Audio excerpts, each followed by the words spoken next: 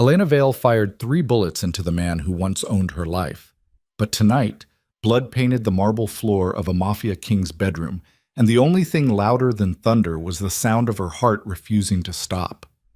This woman spent 3 years trapped inside a nightmare, dressed as marriage, every bruise hidden beneath perfect smiles, until the night she stumbled onto a midnight train and met Damien Moretti, a man whose darkness promised freedom instead of fear. If you want to discover how a terrified wife became the woman standing over her abuser's body, stay until the end, hit that like button, and comment what city you're watching from so I can see how far this story travels. Bonsoir. The rain hammered against the train windows like fists demanding entry. Elena Vale pressed herself into the corner seat of the nearly empty carriage, both hands wrapped around the single duffel bag containing everything she still owned. Her wedding ring sat at the bottom of a gas station toilet 3 hours behind her. Good riddance. She couldn't stop shaking. Every screech of metal on track made her flinch. Every shadow passing through the corridor turned her stomach. Grant would find her. He always found her. 3 years of marriage taught her that running only delayed the inevitable beating, never prevented it. The bruises along her ribs throbbed with each breath, fresh ones from 2 nights ago when she'd burned dinner. Older ones layered beneath, a timeline of failures etched into her skin. Detective Grant Holloway, decorated officer, beloved by the community, trusted by everyone who didn't live behind his closed doors. Elena had stopped trying to explain the truth years ago. The train lurched violently around a curve. Her bag tumbled from her lap, spilling clothes across the dirty floor. Panic seized her throat as she dropped to her knees, frantically shoving everything back inside. Stupid. So stupid. She needed to stay invisible, needed to... "Let me help." The voice came from directly behind her. Elena's entire body went rigid. She didn't turn around. Couldn't. Her fingers kept moving mechanically, grabbing shirts, underwear, the paperback novel she'd hidden in the bathroom cabinet for 2 years. A man crouched beside her. His hands moved efficiently, collecting the scattered items without touching her, without crowding her space. When he placed a folded sweater into her bag, Elena finally looked up. Damien Moretti didn't look dangerous at first glance. Expensive suit, perfectly styled dark hair, the kind of face that belonged in corporate boardrooms or luxury hotels. But his eyes carried something else entirely, a stillness that felt more like controlled violence than calm, like standing near a sleeping predator. He noticed the bruise on her wrist immediately. His gaze flicked to it, then away, expression never changing. "Thank you," Elena whispered, zipping the bag with trembling fingers. "You're welcome." He straightened smoothly, offering a hand to help her up. She ignored it. Old habit. Never accept help from men. Never give them reason to think you owe them something. Damien withdrew his hand without offense and returned to his seat across the aisle. Elena sank back into her corner, hugging the bag against her chest like a shield. The storm outside intensified. Lightning split the sky in jagged white tears. Thunder followed seconds later, shaking the carriage. Elena counted the miles in her head. 4 more stops until the city. Then a bus to the shelter. Then what? Grant had connections everywhere. Police databases, traffic cameras. He'd proven that 6 months ago when she'd tried leaving the first time. She'd made it 30 miles before he appeared in the motel parking lot, smiling that terrible smile that promised pain. Her phone buzzed, the burner she'd bought with cash yesterday. One new message. "You think I won't find you?" Elena's vision swam. No. No, he couldn't have this number. She'd been so careful The phone rang. Her hands wouldn't move. Couldn't. The sound screamed through the silent carriage, impossibly loud. "Answer it!" Damien's voice cut through her paralysis. Not a suggestion. A command that somehow unlocked her frozen muscles. She pressed the phone to her ear. "Hello?" "There's my girl." Grant's voice dripped satisfaction. "Did you really think you could leave me, Elena? After everything I've done for you?" "I don't..." Her voice cracked. "How did you get this number?" "Baby, I'm a detective. Finding you is literally my job." He laughed, the sound sickeningly familiar. "Here's what's going to happen. You're going to get off at the next stop and wait for me like a good wife, or I'm going to make the next 3 years feel like paradise compared to what's coming." Elena opened her mouth. Nothing came out. "I can see you shaking from here." Grant's tone shifted, softer now, almost gentle. The voice he used right before everything went wrong. Come home. I forgive you for this little mistake. We'll work through it together. The phone vanished from her hand. Damien held it now, expression still eerily calm as he brought it to his ear. Detective Holloway. His voice remained smooth, almost bored. This is Damien Moretti. Elena won't be getting off at the next stop. She won't be waiting for you, and if you come looking for her, I promise you'll regret wasting my time. Elena heard Grant's muffled shout through the speaker. Damien ended the call, powered off the phone, removed the SIM card with practiced efficiency, and dropped both pieces into his jacket pocket. You shouldn't have done that, Elena whispered. You don't understand what he's capable of. I understand exactly what he's capable of. Damien settled back into his seat. Men like Grant Holloway are predictable. They rely on fear and isolation. Remove those tools, and they collapse. He's a cop. He has friends in every department between here and I have more. Damien's dark eyes met hers without blinking. How many times has he hurt you? The question landed like a physical blow. Elena's throat closed.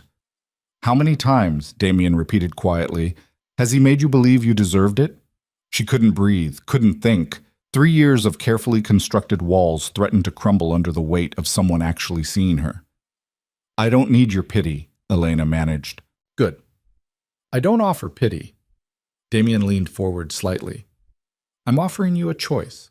When this train stops, you can run, find another shelter, another city, hope he doesn't catch up. Or you can come with me, and I guarantee no one will touch you again. Why would you help me? You don't even know me. Something flickered across Damien's expression. Pain, maybe, or memory. Because I failed to help someone once, he said softly. I won't make that mistake again. The train began slowing.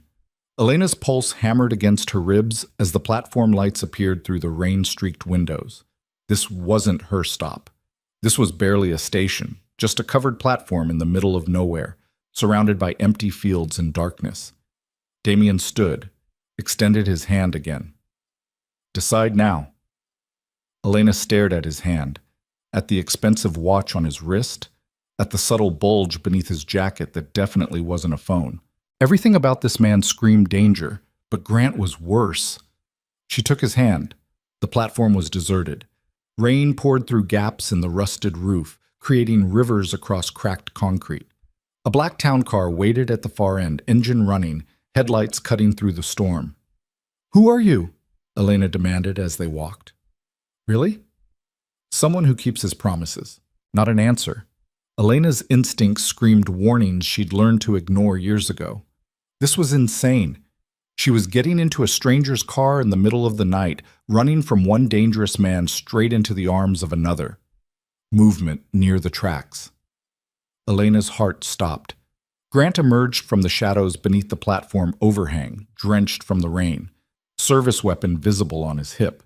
His smile could have frozen fire. Baby! He spread his arms wide, voice carrying over the storm. There you are. I've been worried sick. Damien moved smoothly between Elena and her husband. Not aggressive, just present. A wall built from expensive fabric and coiled violence. Detective, Damien's tone could have cut glass. You're out of your jurisdiction. And you're interfering with a domestic situation. Grant's hand drifted toward his weapon. Step aside, Mr. Moretti. This doesn't concern you. It concerns me the moment you threatened someone under my protection. Grant laughed, actually laughed. Your protection? Elena, did this man tell you who he is? Damien Moretti runs half the organized crime in this state. Drugs, guns, murder for hire. Alleged, Damien corrected mildly. All alleged. Meanwhile, the bruises on Elena's body are documented fact. Marital disputes aren't criminal matters. Assault is. Grant's smile vanished. His hand closed around his gun. Elena, car, now. She couldn't move. Her feet had rooted to the concrete, every muscle locked in terror. This was exactly what she'd feared. Grant finding her, dragging her back, making her pay for the audacity of trying to escape. I'm not going with you. The words came out barely louder than the rain. What did you say? I said I'm not going with you. Louder now, stronger. I'm done, Grant. The marriage is over. Grant drew his weapon. The world slowed to syrup-thick seconds. Elena saw the gun rising, saw Grant's finger on the trigger, saw her death written in his eyes. Then Damien moved. He closed the distance impossibly fast, one hand deflecting Grant's wrist while the other drove into his solar plexus. Grant folded with a choked gasp. His gun clattered across the wet concrete. "Don't!" Damien's voice dropped to something inhuman. He pressed Grant against the platform support beam, forearm across his throat. "Don't make me explain to the local police why a detective from out of state died harassing civilians in the middle of the night." Grant wheezed, clawing at Damien's arm. "Elena belongs to herself," Damien continued softly. "Not to you, not to anyone. If you come near her again, if you call her, if you so much as think her name too loudly, I will dismantle your life piece by piece until there's nothing left but regret. Do you understand?" Grant's face purpled. He managed a strangled nod. Damien released him. Grant collapsed to his knees, gasping. "Let's go." Damien didn't look back as he guided Elena toward the waiting car. She climbed inside on autopilot, barely registering the leather seats or the armed driver behind the wheel. Through the rear window, she watched Grant struggle to his feet, watched him retrieve his weapon, watched him stare after them with pure hatred burning in his eyes. "He'll kill me for this," Elena whispered. "He'll try." Damien settled beside her as the car pulled away from the platform. "He'll fail." The storm swallowed the station behind them. Elena pressed her forehead against the cold window glass, watching lightning illuminate empty fields and abandoned buildings. She'd traded one prison for another. That's what this was.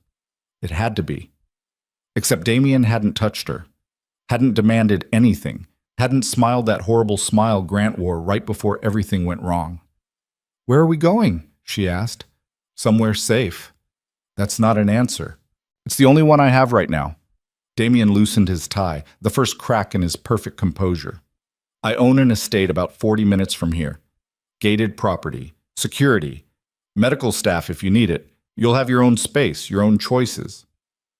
"Why are you doing this?" Damien was quiet for a long moment. Rain drummed against the roof. The driver navigated dark roads with practiced efficiency. "I had a sister," Damien finally said. "Younger. She married a man who seemed perfect on paper. Successful, charming, respected in the community." His jaw tightened. "By the time I realized what he was doing to her behind closed doors, it was too late. She didn't survive the last beating." Elena's breath caught. "So no," Damien continued, voice eerily level. "I don't need to know you to help you. I just need to know you're trying to escape the same kind of monster that killed someone I loved." The words sat between them, heavy with shared understanding. "I'm sorry," Elena whispered. "Don't be sorry. Be alive." Damien glanced at her, something almost human flickering behind those dark eyes. "That's all that matters now."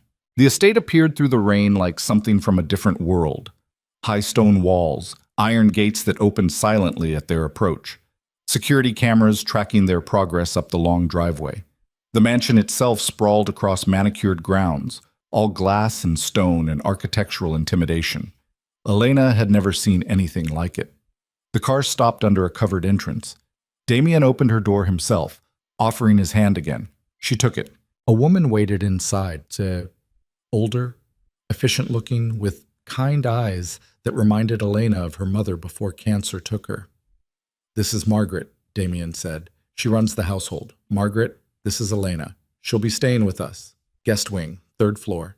Everything she needs." Margaret nodded without surprise, as if frightened women appeared regularly. Maybe they did. "Welcome," Margaret said warmly. "Let's get you settled." Elena followed her up a sweeping staircase, through hallways lined with expensive art and fresh flowers, to a door at the end of the 3rd floor corridor. The room beyond could have held her entire apartment 3 times over. King bed, private bathroom, sitting area, floor-to-ceiling windows overlooking gardens that disappeared into darkness. "There are clothes in the closet," Margaret explained. "Should fit well enough until we can arrange proper shopping. Bathroom is stocked. If you need anything at all, just pick up the house phone." She gestured to the landline on the nightstand. "I'm extension 3. "Thank you," Elena managed. Margaret paused at the door. "You're safe here. Mr. Moretti takes his promises very seriously." Then she was gone. Elena stood in the center of the enormous room, still clutching her pathetic duffel bag, and tried to process what just happened. 6 hours ago, she'd been trapped in a house with a man who hit her for breathing wrong. Now she stood in a mansion owned by someone Grant called a crime lord. She should be terrified. Instead, she felt the first whisper of something she hadn't experienced in years.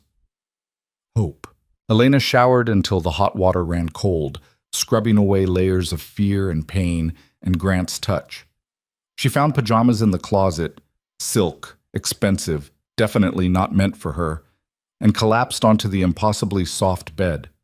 Sleep came hard and fractured, full of nightmares where Grant found her anyway. Morning arrived gray and stormy. Elena woke disoriented, panic spiking before she remembered where she was. The house phone rang. "Good morning." Margaret's voice carried easy warmth. "Breakfast is ready when you are. Dining room, main floor."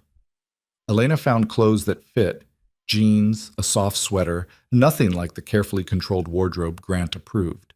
She navigated downstairs, following the smell of coffee and bacon. The dining room could have seated 20. Damien sat at the head of the table, reading something on his tablet, looking impossibly put together for someone who'd threatened a cop last night. "Sleep well?" he asked without looking up. "No." Elena slid into a chair. Honesty felt strange. "Understandable." Damien set down the tablet. "We need to discuss next steps." "What next steps?" "Legal protection. Restraining orders, though those are largely symbolic. More importantly, I need you to tell me everything about Grant, his routines, his connections, his weaknesses." "Why?" "Because he won't stop coming after you unless I give him something more pressing to worry about." Damien's expression remained neutral. "I'm going to dismantle his life systematically until running after you seems like the worst possible use of his limited remaining resources." Elena stared. "You can't just—" "I can. I will. But I need your help to do it effectively." Something twisted in Elena's chest. 3 years of begging for help, screaming silently behind perfect smiles, and no one noticed. No one cared. Now this stranger offered to wage war on her behalf. "He has friends in internal affairs," Elena heard herself say. "He's avoided investigations before. Complaints disappear. Evidence gets lost." "Good. That gives me somewhere to start." Damien pulled out a phone. Not his, she noticed. A burner. "I have someone who specializes in making corruption visible. They'll need details." Elena spent 2 hours recounting her marriage. Every beating, every threat, every time Grant used his badge to trap her more securely. Damien listened without judgment, taking notes, asking clarifying questions. When she finished, Margaret appeared with lunch. "You did well," Damien said quietly. "That took courage." "It took desperation." Elena pushed food around her plate. "What happens now?" "Now you rest. I handle the unpleasant parts." "I can't just sit here." "You can and you will, at least until we establish security protocols." Damien's tone left no room for argument. "Grant knows my name. He'll research me. When he realizes what he's actually dealing with, he'll either back off or escalate. We need to be ready for both." "And if he escalates?" Damien's smile didn't reach his eyes. "Then I demonstrate why people don't cross me twice." The afternoon passed slowly. Elena explored the mansion with Margaret as her guide. Library, home theater, indoor pool, gym, every room more excessive than the last. Armed security moved through the property with professional efficiency, present but not intrusive. "Mr. Moretti doesn't do anything halfway," Margaret explained when Elena commented on the guards. "If he promises protection, you get protection." Evening brought rain again. Elena found herself drawn to the library, surrounded by thousands of books Grant never let her read. She pulled a novel from the shelf. Nothing special, just something with a woman on the cover looking free. "Good choice." Elena jumped. Damien stood in the doorway, jacket gone, sleeves rolled up. He looked almost human. "Sorry," he said. "Didn't mean to startle you." "It's fine." Elena clutched the book. "I can't remember the last time I chose something to read." "Choose as many as you want." Damien crossed to the bar, poured 2 glasses of wine, offered her one. She took it warily. They stood in comfortable silence for a moment, rain pattering against the windows. Can I ask you something? Elena finally said. Of course. The things Grant said about you, are they true? Damien considered his wine. Some. I run private security operations that operate in legal gray areas. I have political connections that make certain people nervous. I've made enemies. He met her eyes. But I don't hurt innocent people, Elena. I protect them from those who do. That's a fine line. Yes. He didn't elaborate. Elena studied him, this strange, dangerous man who rescued her from a train platform. Your sister, what was her name? Pain flickered across Damien's face. Sophia. She was 23. She didn't tell anyone what was happening until it was too late. I understand that. Elena's throat tightened. Leaving is harder than people think. Every door feels like a trap. Every phone call feels like betrayal. You start believing maybe you do deserve it. Maybe you didn't deserve it. Damien's voice cut through her spiral. Whatever he told you, whatever he made you believe, you didn't deserve any of it. Elena's eyes burned. She blinked hard. I want to believe that. Then believe it, because it's true. Something shifted between them. Nothing dramatic, just recognition. Two people carrying different scars from similar monsters. Damien's phone buzzed. He checked it, expression darkening. What? Elena demanded. Grant filed a missing person report, listed you as mentally unstable and potentially suicidal. Damien's jaw tightened. He's mobilizing every resource he has. Elena's wine glass slipped from her nerveless fingers. It shattered against the hardwood floor. I need to go, she whispered. If I stay here, I'll what? Deal with an abusive cop trying to weaponize the system? Damien set down his own glass. Elena, this is exactly what I expected, and exactly what I'm prepared to handle. You don't understand. I understand perfectly. Damien stepped closer, not threatening, grounding. Grant wants you to panic, wants you to run, because then you're easier to catch. But you're not running anymore. You're standing your ground. I can't. You can. And you will. Because tomorrow, my legal team files restraining orders. The day after, my investigator starts documenting Grant's pattern of abuse. Within a week, Internal Affairs will receive enough evidence to open an investigation so thorough Grant won't have time to breathe, let alone harass you. Elena stared. You can do that? I can do much worse. Damien smiled grimly. But we'll start there and escalate as needed. The next morning brought chaos. Grant showed up at the estate gates with 2 squad cars and a search warrant based on his missing person report. Elena watched from the 3rd-floor window as Damien's lawyers arrived in matching black SUVs and began a legal battle that lasted 3 hours. The police finally left empty-handed, but Grant remained visible through the gate, standing in the rain, staring at the mansion, waiting. He'll never stop, Elena whispered. Margaret squeezed her shoulder. Neither will Mr. Moretti. That night, Elena found Damien in his office, surrounded by documents and security footage. I need to learn to protect myself, she said. He looked up. What? If I'm staying here, if I'm not running anymore, then I need to know how to fight back. Damien studied her for a long moment. Then he nodded. Tomorrow morning, 7 a.m., meet me in the gym. Elena trained like her life depended on it, because it did. Damien taught her pressure points, defensive moves, how to identify exits and weapons in any room. The physical activity helped burn through the anxiety eating her alive. Grant escalated daily. Anonymous threats appeared on the estate's voicemail. Dead flowers showed up at the gate.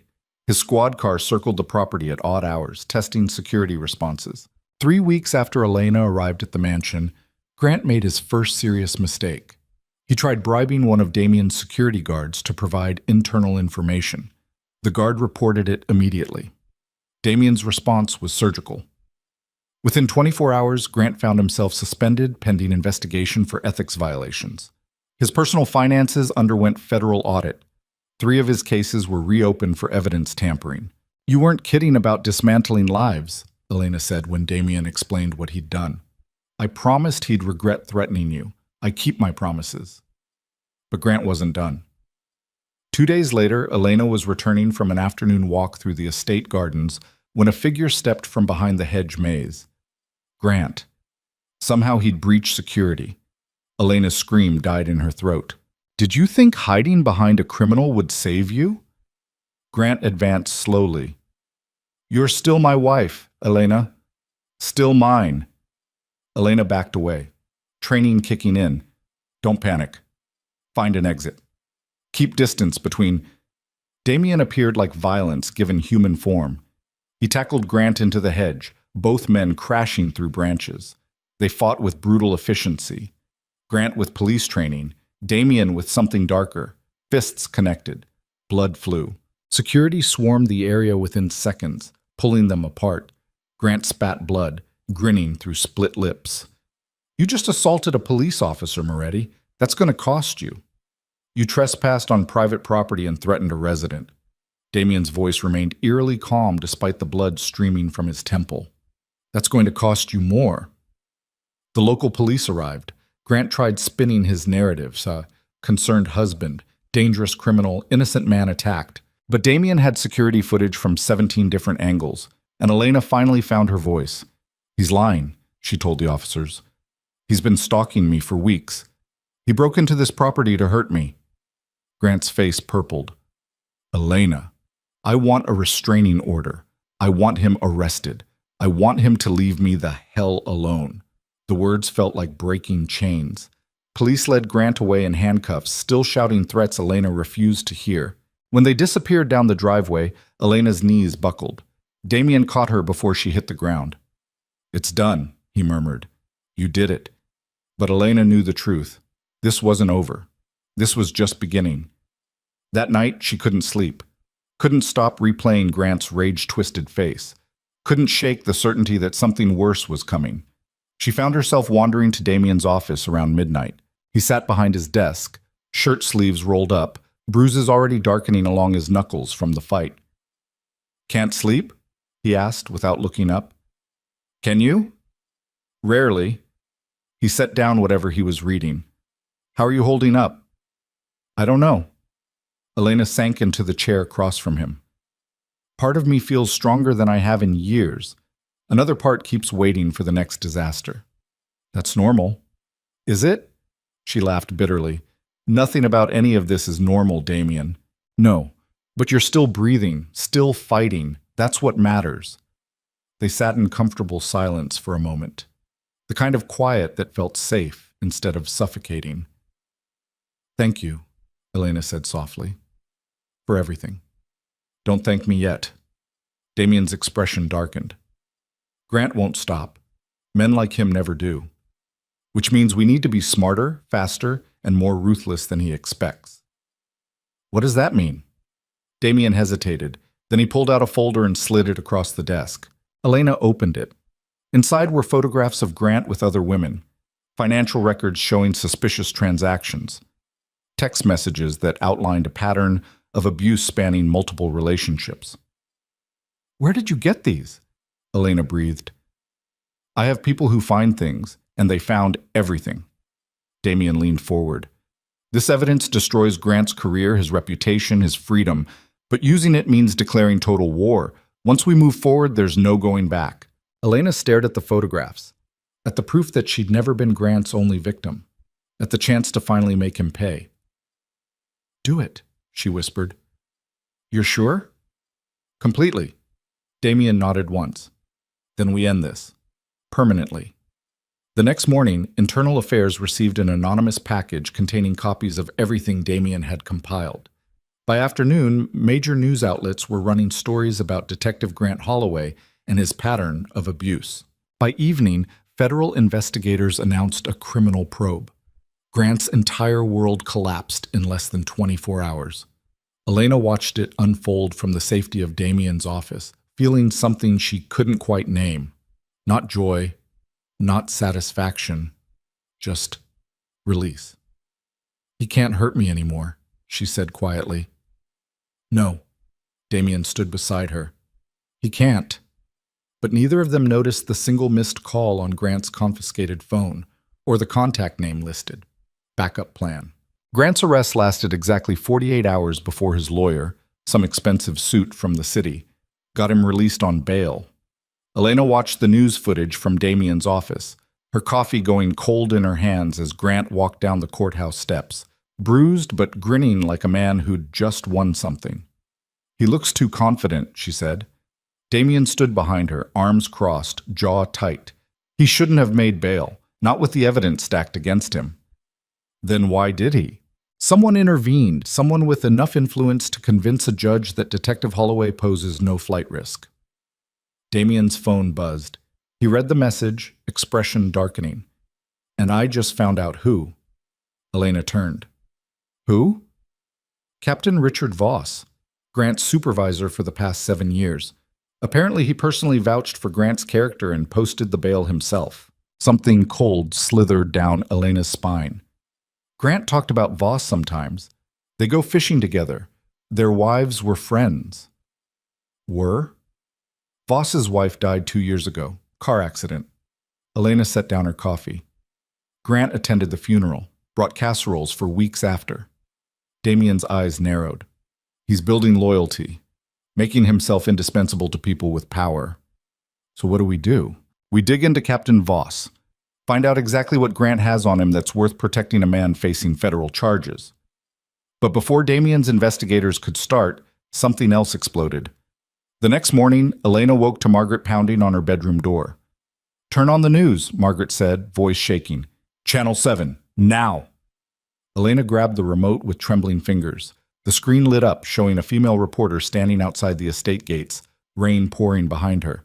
Allegations surfaced this morning that Elena Vale, the woman at the center of the Detective Holloway abuse case, may have fabricated her claims with help from alleged crime figure Damien Moretti. Sources close to the investigation suggest Mrs. Vale and Mr. Moretti were romantically involved before her marriage to Detective Holloway, raising questions about Elena dropped the remote. Lies. All lies. But they sounded so plausible, so carefully constructed, that anyone watching would believe them. She ran downstairs, found Damien already in his office, surrounded by lawyers and security personnel, everyone shouting over each other. "Media blackout. We need to control the narrative. Subpoena every source. Find out who planted this story. Elena's credibility is destroyed if this gains traction, but enough!" Damien's voice cut through the chaos. Everyone fell silent. He looked at Elena standing in the doorway. "Give us the room." The office emptied in seconds. "I didn't do this," Elena said immediately. "I never met you before that train. You know that." "I know." Damien's calm felt more frightening than anger. "But Grant found someone willing to lie under oath about our relationship history, which means he's got leverage over a witness, probably threatened them or paid them off. Who would lie about something like this? Someone desperate enough to believe Grant's promises." Damien pulled up security footage on his computer. "We need to trace where this story originated, find the source, discredit them before this spreads further." But the damage was already done. By afternoon, 3 of Elena's former colleagues from the university where she used to teach had given interviews suggesting she'd always been unstable and prone to drama. None of them mentioned that Grant had isolated her from them years ago. None of them acknowledged the bruises they'd pretended not to see. Elena watched herself get dismantled on national television, her truth twisted into convenient fiction. "They're destroying me," she whispered. "They're trying." Damien stood beside her. "But we're not done fighting." That evening, one of Damien's investigators burst into the office without knocking. "We found something." The man, Marcus, Elena remembered, looked like he'd been running. "Captain Voss, he's not just protecting Grant out of loyalty." "What did you find?" Damien demanded. Marcus pulled out a folder thick with documents. 3 years ago, Voss was under investigation for evidence tampering. Case involved a councilman's son who killed someone in a DUI. The evidence disappeared. Investigation went nowhere. "Let me guess," Damien said coldly. "Grant made the evidence disappear." "Exactly. And kept proof of it. Insurance policy." Marcus spread photos across the desk. "Grant's been holding this over Voss ever since. Voss does what Grant wants, or his career ends in prison." Elena felt sick. "So Voss planted the story about me and Damien?" "Probably. Or arranged for it to be planted." Marcus hesitated. "There's more. The witness who's claiming you and Moretti had a prior relationship? Her name is Jessica Chen. She worked at the shelter you tried staying at 6 months ago. The memory hit Elena like a fist. 6 months ago. Her first escape attempt. She'd made it to a women's shelter before Grant tracked her down. Jessica had been the intake coordinator who'd helped her that night. He got to her, Elena breathed. Grant threatened her or paid her or both, probably. Damien's voice had gone deadly quiet. Find Jessica Chen. Offer her protection and triple whatever Grant paid her. I want the truth on record by tomorrow. Marcus nodded and left. Elena sank into a chair, head in her hands. This is never going to end. Every time we gain ground, he gets desperate, makes mistakes, and desperate people are easier to destroy.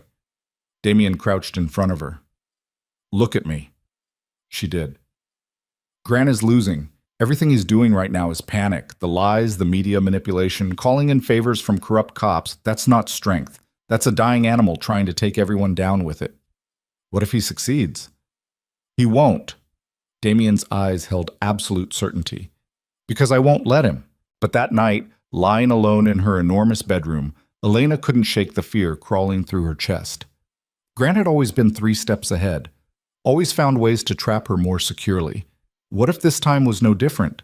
She must have fallen asleep eventually because she woke to the sound of breaking glass. The security alarm screamed through the mansion. Red emergency lights pulsed in her room. Elena rolled out of bed, heart hammering, and grabbed her phone. No signal. The landline was dead too. Footsteps pounded in the hallway outside her door. She pressed her ear against the wood, trying to hear over the alarm.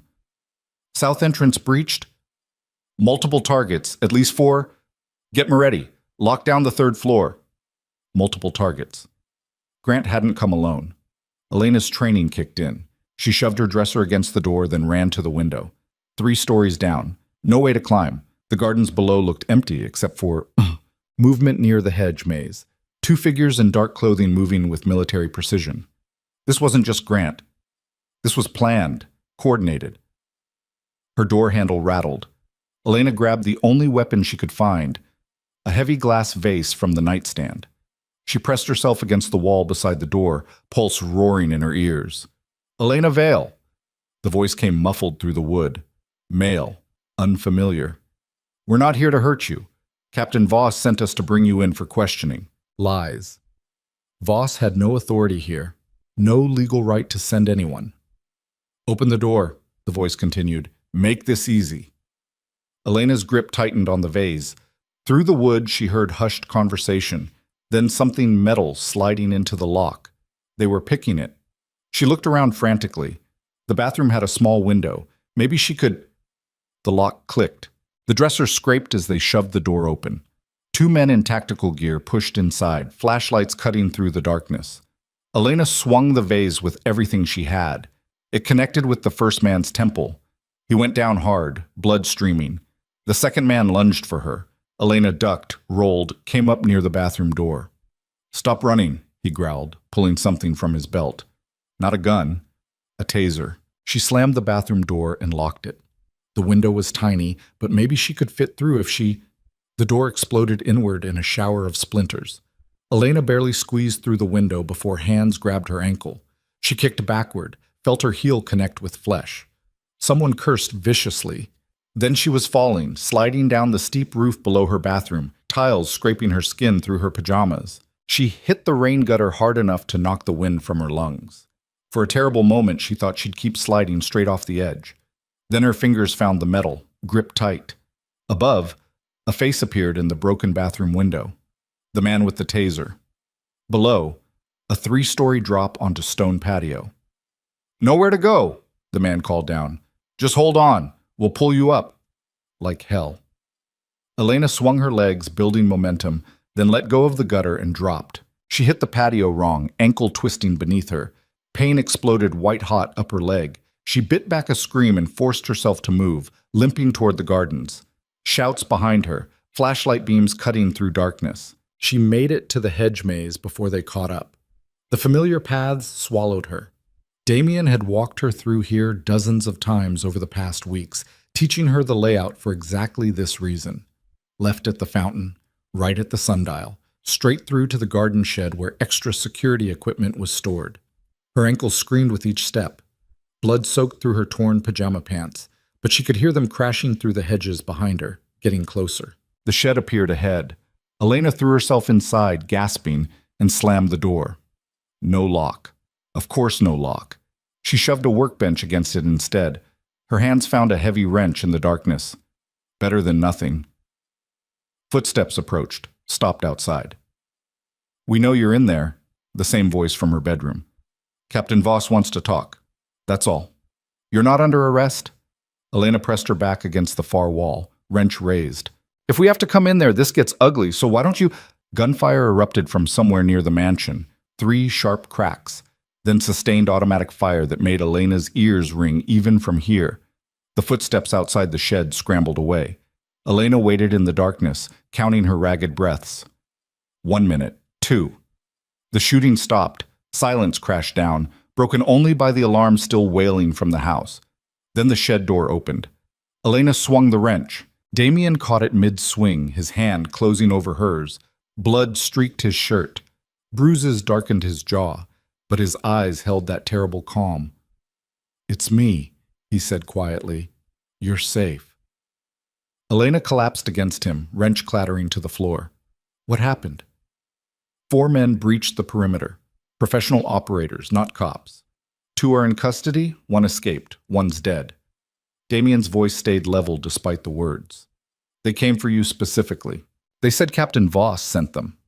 He probably did, using his police contacts to hire private security for an illegal extraction. Damien helped her limp out of the shed. "We need to get you inside, you're bleeding." The mansion looked like a war zone. Broken windows, bullet holes in the stone facade.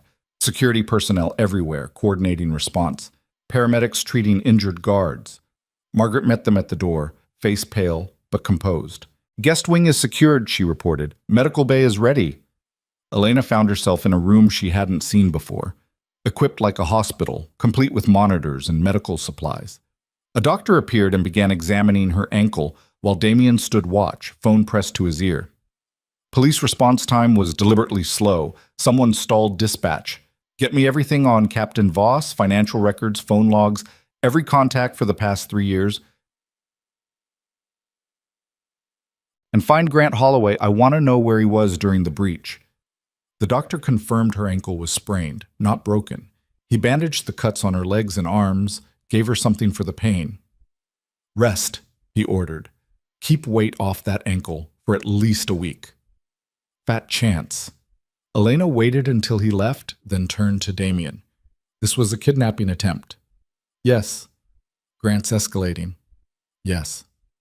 "So what do we do now?" Damien's expression went cold. "Now I stop playing defense." Over the next 3 days, Damien dismantled Captain Voss's life with surgical precision. The evidence tampering case got reopened. Federal investigators started asking uncomfortable questions. Media attention shifted from Elena to police corruption. Voss held a press conference trying to defend himself. It didn't work. By the end, he looked like exactly what he was, a desperate man caught protecting a monster. Grant, meanwhile, vanished. His house stood empty. His car was found abandoned near the docks. Every contact turned up nothing. "He's preparing something," Elena said, pacing Damien's office despite her injured ankle. "He doesn't just disappear. I have every available resource searching for him." Damien looked exhausted for the first time since they'd met. But he's had years building contingencies, false identities, hidden assets. He knew this day might come. Then we're just waiting for him to strike again. Unless we draw him out first. Damien pulled up something on his computer. "There's an art gala downtown next week. High-profile charity event. Mayor will be there, local celebrities, media coverage. You want to use me as bait. I want to show Grant that you're not hiding, that you're strong enough to live your life despite his threats." Damien met her eyes. "But only if you're willing. I won't force you into the open." Elena thought about the woman she'd been 4 weeks ago. Terrified, broken, convinced she'd never escape. That woman was gone. "I'll do it," she said. The gala was held in a converted warehouse downtown. All exposed brick and expensive lighting, filled with people who wore more money than Elena had ever owned. She felt ridiculous in the designer dress Damien's stylist had chosen, standing at the edge of the crowd while cameras flashed. Damien stayed close but not suffocating, letting her navigate the space at her own pace. Security personnel dressed as waitstaff circulated through the room. Every exit was monitored. Every guest had been vetted. Elena was talking to the museum director about impressionist paintings when she felt it. That crawling sensation of being watched. She turned slowly, scanning faces. Everyone looked normal, wealthy, harmless. Then she saw him. Grant stood near the bar, dressed in an expensive suit she'd never seen before, holding a champagne glass like he belonged here. Their eyes locked across the crowded room. He smiled. Elena's breath stopped. She reached for Damien, found his arm, squeezed hard. "He's here," she whispered. Damien followed her gaze. His entire body went rigid. He spoke quietly into his wrist mic, alerting security. Grant raised his champagne glass in a mock toast. Then he set it down and started walking toward them through the crowd. "Don't let him see you panic," Damien murmured. "That's what he wants." Elena forced herself to breathe, stand straight, meet Grant's approach with her head up. He stopped 5 feet away, that terrible smile still in place. "Elena," he said warmly, like they were old friends. "You look beautiful. That dress is stunning. How did you get in here?" Her voice came out steady. "Good. I was invited. I'm still a decorated police detective, sweetheart. People respect that."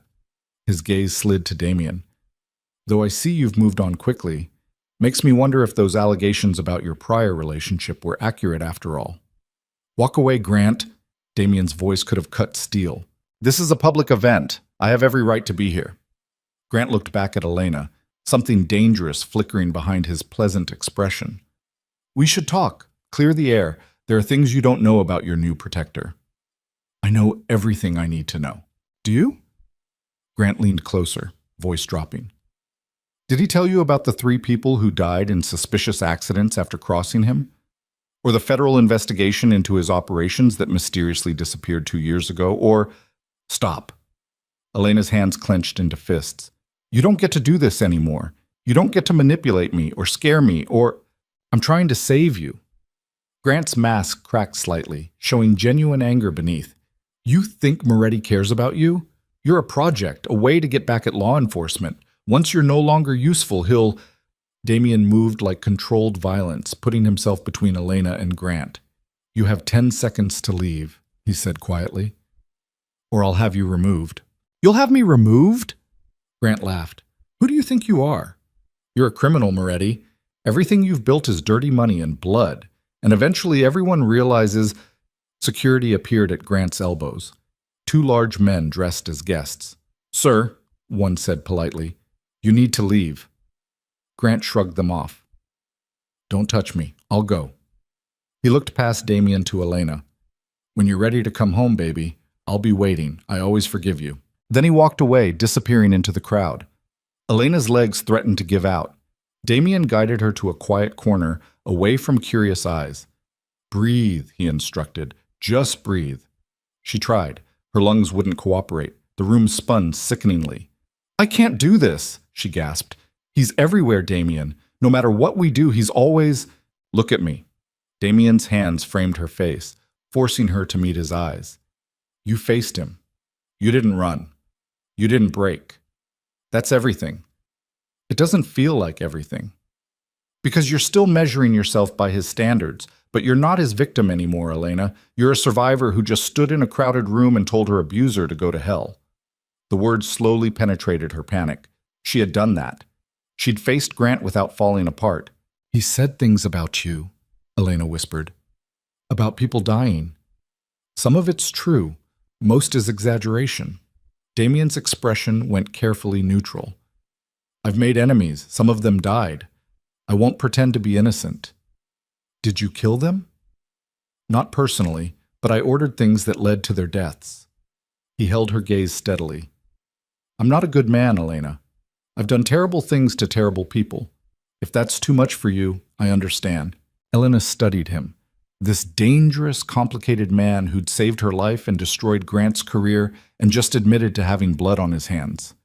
"I don't need you to be good," she heard herself say. "I just need you to be honest." Something shifted in Damien's expression. Relief, maybe. Or recognition. Then I'll be honest, he said quietly. Grant isn't going to stop. The restraining orders, the investigations, the public pressure. None of it matters to him anymore. He's past rationality, past self-preservation, which means the next time he comes for you, he'll be willing to die to take you with him.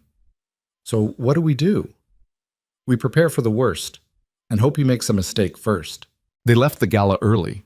The car ride back to the estate felt endless. Elena's mind replaying every word Grant had spoken, every threat hidden in pleasant conversation. When they arrived, the mansion felt less like sanctuary and more like a well-decorated cage. Elena couldn't sleep that night. She kept seeing Grant smile, kept hearing his voice calling her baby like he still owned her. Around 2 a.m, she gave up and went downstairs. Found Damien in the library, surrounded by case files and security reports. "Can't sleep either?" she asked. "Not lately." He gestured to the couch. "Join me?" She curled up on the opposite end, pulling a blanket around herself. They sat in comfortable silence for a while, the kind that felt safe instead of suffocating. "Can I ask you something?" Elena finally said. "Always?" "Your sister, Sophia, what was she like?" Damien was quiet for so long, Elena thought he wouldn't answer. Then he set down his file. "She was brilliant, studying architecture at university. She wanted to design museums." His voice went soft with memory. "She met her husband at a gallery opening. He seemed perfect, successful, charming, from a good family. We all loved him at first." "When did you realize?" "Too late. She hid it well. Makeup covering bruises, excuses for canceled plans. By the time I understood what was happening, she was terrified to leave, convinced he'd kill her if she tried." Elena's throat tightened. "What happened?" "She finally worked up the courage to tell me everything. I was arranging her escape when he found out." Damien's hands clenched. He beat her to death in their apartment, called it a tragic accident. The police investigated for 2 days before closing the case. "Damien, I killed him." The words came flat, final. 3 months later. Made it look like a robbery gone wrong. And I've spent the past 5 years making sure no one else's sister dies the same way. Elena should have been horrified, should have felt afraid. Instead, she understood completely. "Thank you," she whispered. "For what?" "For seeing me. For believing me. For fighting when no one else did." She met his eyes across the dimly lit room. "You gave me my life back. You took it back yourself. I just provided the resources. Don't do that. Don't minimize what you did." Elena shifted closer. "You saved me, Damien. In every way someone can be saved." The air between them changed, thickened. Damien looked at her like he was seeing something he'd been trying not to notice. "Elena, I know this is complicated," she said quickly. "I know the timing is terrible, and I'm probably confused, and you're trying to protect me, and that's not why I'm hesitating." Damien's voice came rough. "I'm hesitating because you deserve better than a man who solves problems with violence. You deserve someone who hasn't spent years becoming the thing he claims to fight against." "What if I don't want better? What if I just want honest? Then I'll be honest." He moved closer, voice dropping. "From the moment I saw you on that train, terrified and brave and trying so hard not to break, I wanted to destroy everyone who'd ever hurt you. That's not hero behavior, Elena. That's obsession. Maybe I need obsession right now." Her heart hammered. "Maybe I need someone willing to burn the world down to keep me safe. That's trauma talking, not real feeling. Don't tell me what I feel." Fire flared in her chest. "I've spent 3 years being told what I think, what I want, what I deserve. You don't get to do that too." Damien went very still. "You're right. I'm sorry." Elena stood, ankle protesting, and crossed to where he sat. "I know this is messy. I know I'm still figuring out who I am outside of fear. But I also know that when Grant appeared at that gala, the only thing I could think was that I refused to lose you. That has to mean something." "It means you're brave beyond measure." Damien looked up at her, something raw in his expression. "It also means we should be careful. Take this slow. Make sure—" Elena kissed him. She didn't plan it, didn't think, just leaned down and pressed her lips to his, pouring 3 weeks of fear and gratitude and complicated feeling into the connection. Damien went rigid with surprise. Then his hands came up to frame her face, gentle despite their capacity for violence, and he kissed her back with heartbreaking tenderness. When they finally broke apart, both breathing hard, the world felt different somehow. "We shouldn't have done that," Damien whispered against her forehead. "Probably not." "Grant will use it against you if he finds out." "I don't care." "You should care. It compromises everything we've built. Makes you look exactly like the lying adulteress he's been claiming." "Damien." Elena pulled back to meet his eyes. "Stop protecting me from my own choices. I kissed you because I wanted to. Whatever consequences come from that, I'll handle them." He studied her face for a long moment. Then he nodded slowly. "Okay, but we still need to be smart about this, careful." "Agreed." They stood there in the library, not quite touching but not moving apart either, until Elena's ankle forced her to sit back down. The rest of the night passed in quiet conversation. Damien told her about building his empire from nothing. Elena shared dreams about writing she'd abandoned years ago. They talked until dawn painted the windows gold, learning each other in ways that had nothing to do with fear or rescue. When Margaret appeared with breakfast, she took one look at them and smiled knowingly. "I'll set 2 places," was all she said. The next 3 days felt almost normal. Elena worked with Damien's lawyers on her testimony for Grant's trial. She started physical therapy for her ankle. She even began writing again, just fragments at first, but something. Damien gave her space while staying close enough to feel safe. They didn't kiss again, didn't push what had started in the library, just existed together. Until the 4th morning, when Marcus burst into breakfast looking like death. "We have a problem," he said. "A big one." Damien set down his coffee. "What happened?" "Grant posted bail again. Different judge, different lawyer, but he's out." "That's not possible. The evidence against him. Doesn't matter if the judge is compromised." Marcus pulled out his tablet. "Judge Morrison. 3 months ago, his daughter got arrested for drug possession. Charges were mysteriously dropped despite substantial evidence. Grant was the arresting officer." "Leverage," Damien said coldly. "Grant has leverage over the judge." "Gets worse. Grant's passport got flagged at the airport 2 hours ago. He was trying to leave the country." Elena's blood went cold. "Trying to?" "TSA stopped him, held him for questioning, but his lawyer got him released citing illegal detention." Marcus looked sick. "He's in the wind now. No ankle monitor because he posted bail. No tracking on his phone. He could be anywhere." The security alarm started wailing. Everyone froze. Then Damien was moving, pulling Elena toward his office, shouting orders at security. Margaret appeared from somewhere, face pale but calm, guiding Elena toward the panic room. "What's happening?" Elena demanded. "Perimeter breach," Margaret said. Multiple contacts. We need to get you secured." They reached Damien's office. He pressed his hand to a panel beside his desk. Part of the wall slid open, revealing a reinforced room beyond. Screens showing every security camera, emergency supplies, communications equipment. "Inside," Damien ordered. "Lock it behind me. Don't open it for anyone except me or Margaret. Not security, not police, no one." "You're not coming?" Elena's heart stopped. "I need to coordinate our response." "Then I'm staying with you." "Elena." "No." She planted her feet. "I'm not hiding in a box while you fight my battles anymore." Damien looked like he wanted to argue. Then the sound of shattering glass echoed through the mansion.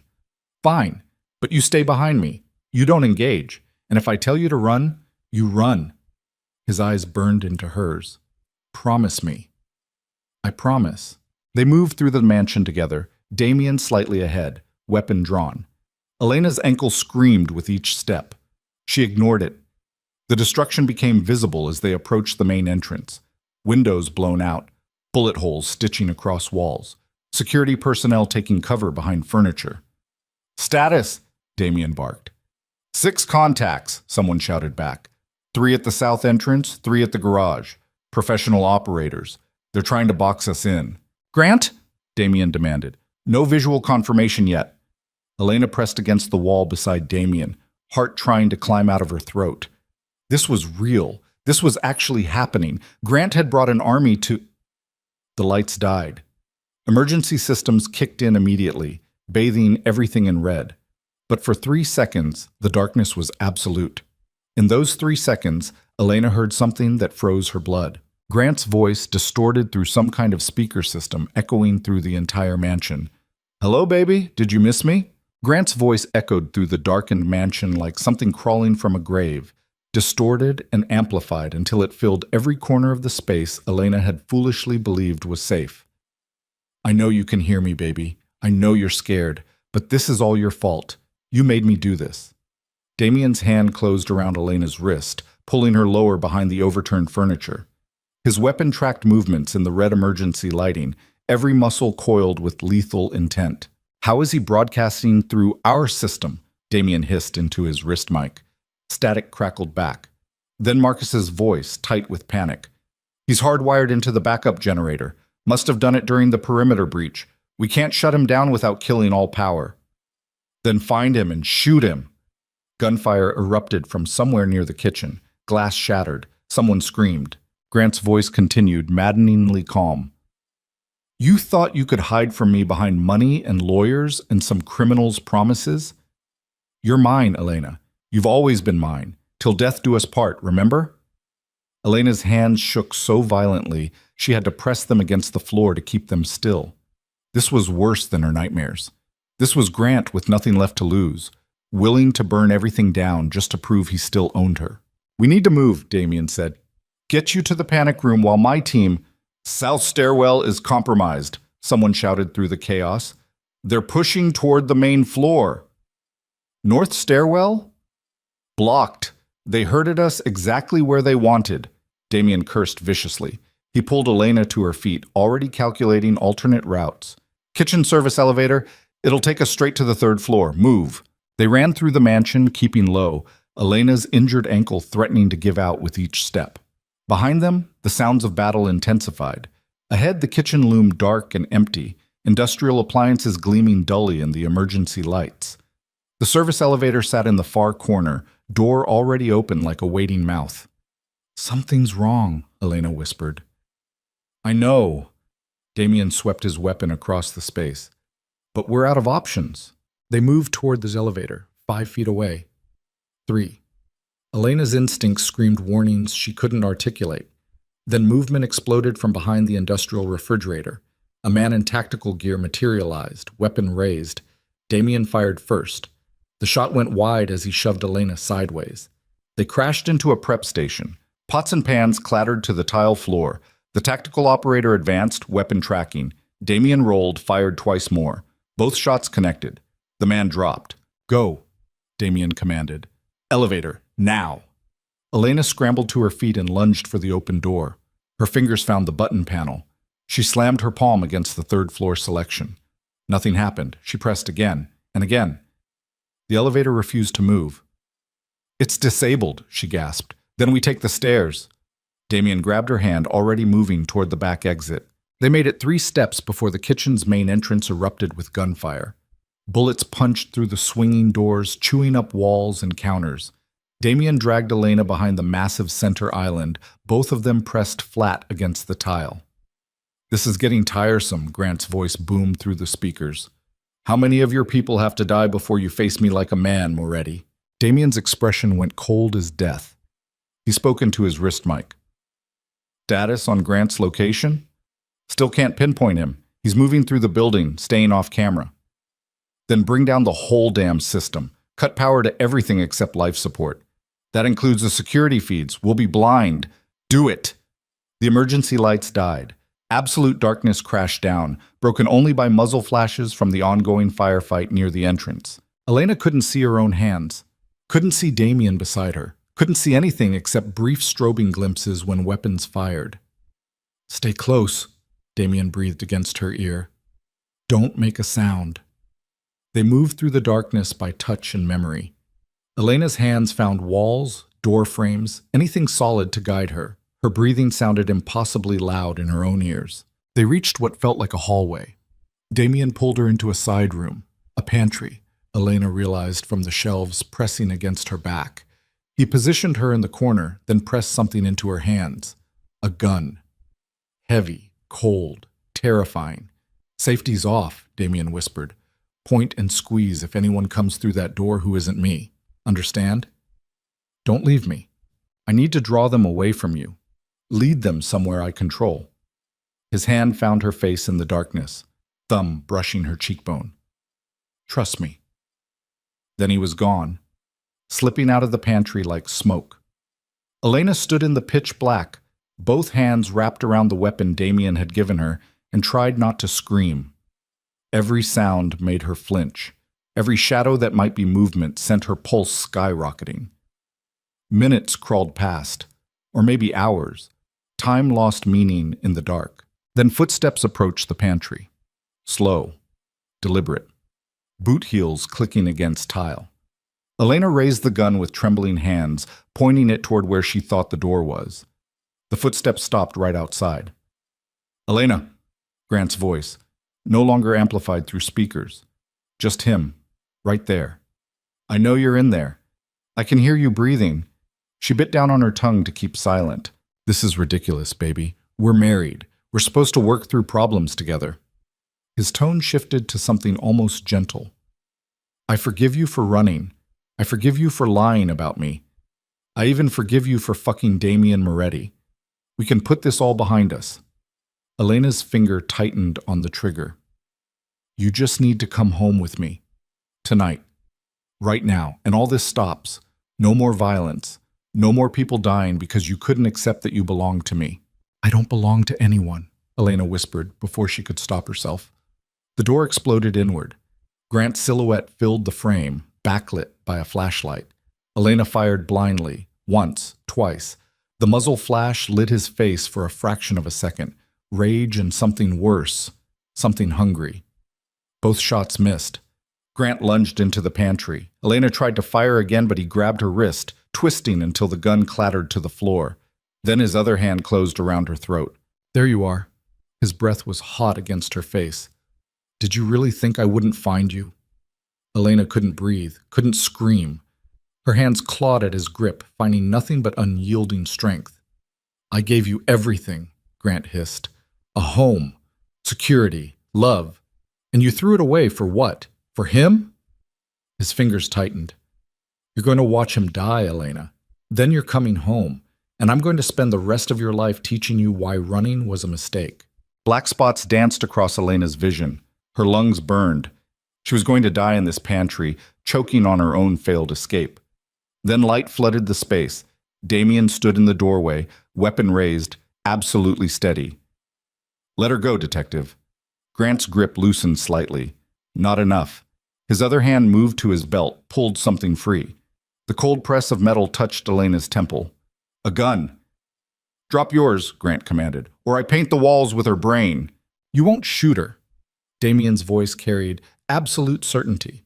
Because the moment she dies, you lose your leverage, and I put 3 bullets in your skull before her body hits the floor. Try me. The standoff stretched. Elena's vision swam. Her oxygen-starved brain couldn't process what was happening. Then Grant made his mistake. He shifted his weight, preparing to adjust his aim toward Damien. Damien fired. The shot took Grant in the shoulder. He staggered backward, grip on Elena's throat releasing. She collapsed, gasping, vision clearing just in time to see Grant raise his own weapon. 2 more shots cracked through the pantry. Grant jerked with each impact, blood blooming across his chest. He looked down at the spreading stains, expression more surprised than pained. You shot me, he said wonderingly. Yes. Damien advanced, weapon still trained. And I'll do it again if you move. Grant swayed. His gun slipped from his fingers. He looked at Elena, still crumpled on the floor, and something like grief crossed his face. I loved you, he whispered.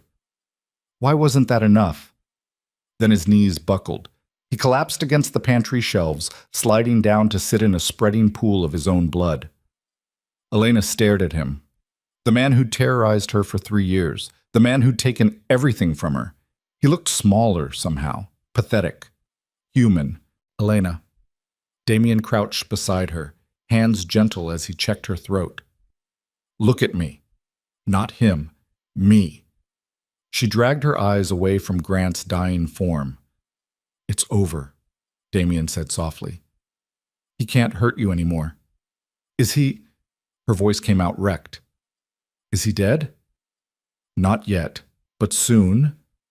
Sirens wailed in the distance, growing closer, the cavalry arriving too late. Margaret appeared in the doorway with a medical kit. She moved to Elena's side, professional and efficient, checking vitals and examining the bruises already forming around her throat. Security personnel flooded the room, securing Grant, calling for paramedics. Elena watched it all happen with a strange detachment, like she was floating somewhere outside her body. Then Marcus burst in, face sheet white, tablet clutched in his shaking hands. "We have a problem," he said. "A massive problem." Damien stood, expression going cold. "What now?" "I've been tracing how Grant got inside, how he knew our security protocols, how he managed to disable systems and predict our response." Marcus's voice shook. "Someone fed him everything, building layouts, guard rotations, emergency procedures, everything. Obviously. We suspected an inside leak weeks ago. It wasn't a leak." Marcus pulled up something on his tablet, hands trembling so badly he almost dropped it. It was a wholesale information transfer, gigabytes of data sent directly from inside this house to Grant's encrypted server. "From whose device?" Marcus turned the tablet around. Elena's stomach dropped. The screen showed data logs, transfer records, timestamps, all pointing to a single source, Margaret's personal laptop. Elena looked at the older woman still kneeling beside her, efficient hands applying bandages. Margaret, who'd welcomed her that first night, who'd made her feel safe, who'd been nothing but kind for weeks. Margaret met her eyes steadily. "I'm sorry," she said quietly, "but you need to understand something. My daughter died because of Damien Moretti's business practices 3 years ago. She worked at one of his legitimate companies. She witnessed something she shouldn't have, and someone made sure she never talked." The world tilted sideways. "That's not," Damien started. "It is." Margaret stood, no longer gentle, no longer motherly. "Her name was Rebecca Chen. She managed accounts at your private security firm. She discovered you were laundering money through nonprofit organizations. When she threatened to report it, someone ran her off the road, made it look like a drunk driving accident. I didn't order, but you knew about it." Margaret's voice cracked. "You knew what your people did and you protected them anyway, because the money was more important than one woman's life." Elena's mind raced. Rebecca Chen. Jessica Chen. The woman from the shelter who Grant had bribed to lie about Elena's relationship with Damien. "Jessica is your daughter," Elena breathed. "My other daughter, the one who didn't die because she learned to keep her mouth shut and do what dangerous men tell her." Margaret's hands clenched into fists. "When Detective Holloway approached me 6 months ago, offering money to help him track his runaway wife, I said no. Then he showed me proof of what Moretti did to Rebecca, showed me how many other lives this man has destroyed, and suddenly helping Grant find you seemed like justice." "You don't know what you've done," Damien said, voice deadly quiet. "I know exactly what I've done. I gave an abused woman back to her husband because her new protector is worse than her old abuser." Margaret looked at Elena. "I'm sorry you got hurt. I'm sorry Grant couldn't control himself. But Damien Moretti isn't your savior. He's a monster wearing an expensive suit." Security moved toward Margaret. She didn't resist as they pulled her arms behind her back, securing her wrists. "Check on Grant," Damien ordered someone. "Make sure he's stable enough to talk." 2 men moved to where Grant still slumped against the pantry shelves. One of them checked his pulse, then went very still. "He's gone," the man said. "Bled out. He's dead." The words echoed in the sudden silence. Dead. Grant was dead. Elena should have felt relief, should have felt free. Instead, she felt nothing but cold spreading through her chest. "Get Margaret out of here," Damien said. "Lock her in the safe room until the police arrive." They dragged Margaret away. She didn't struggle, didn't protest, just looked at Elena with something like pity as she disappeared into the hallway. Paramedics rushed in, surrounding Grant's body, confirming what security had already reported. Dead on scene. The cause of death clear from the bullet wounds in his chest. Police followed minutes later. They separated everyone, took statements, photographed the scene. Elena sat on a kitchen stool, wrapped in a shock blanket, answering the same questions over and over in a voice that didn't sound like hers. Yes, Grant had broken into the mansion. Yes, he'd threatened to kill her. Yes, Damien had shot him in self-defense. The detective taking her statement kept glancing at the bruises on her throat, the terror still written across her face. His expression suggested he believed every word. Dawn arrived gray and exhausted. The police finally cleared the scene, taking Margaret and Grant's body with them.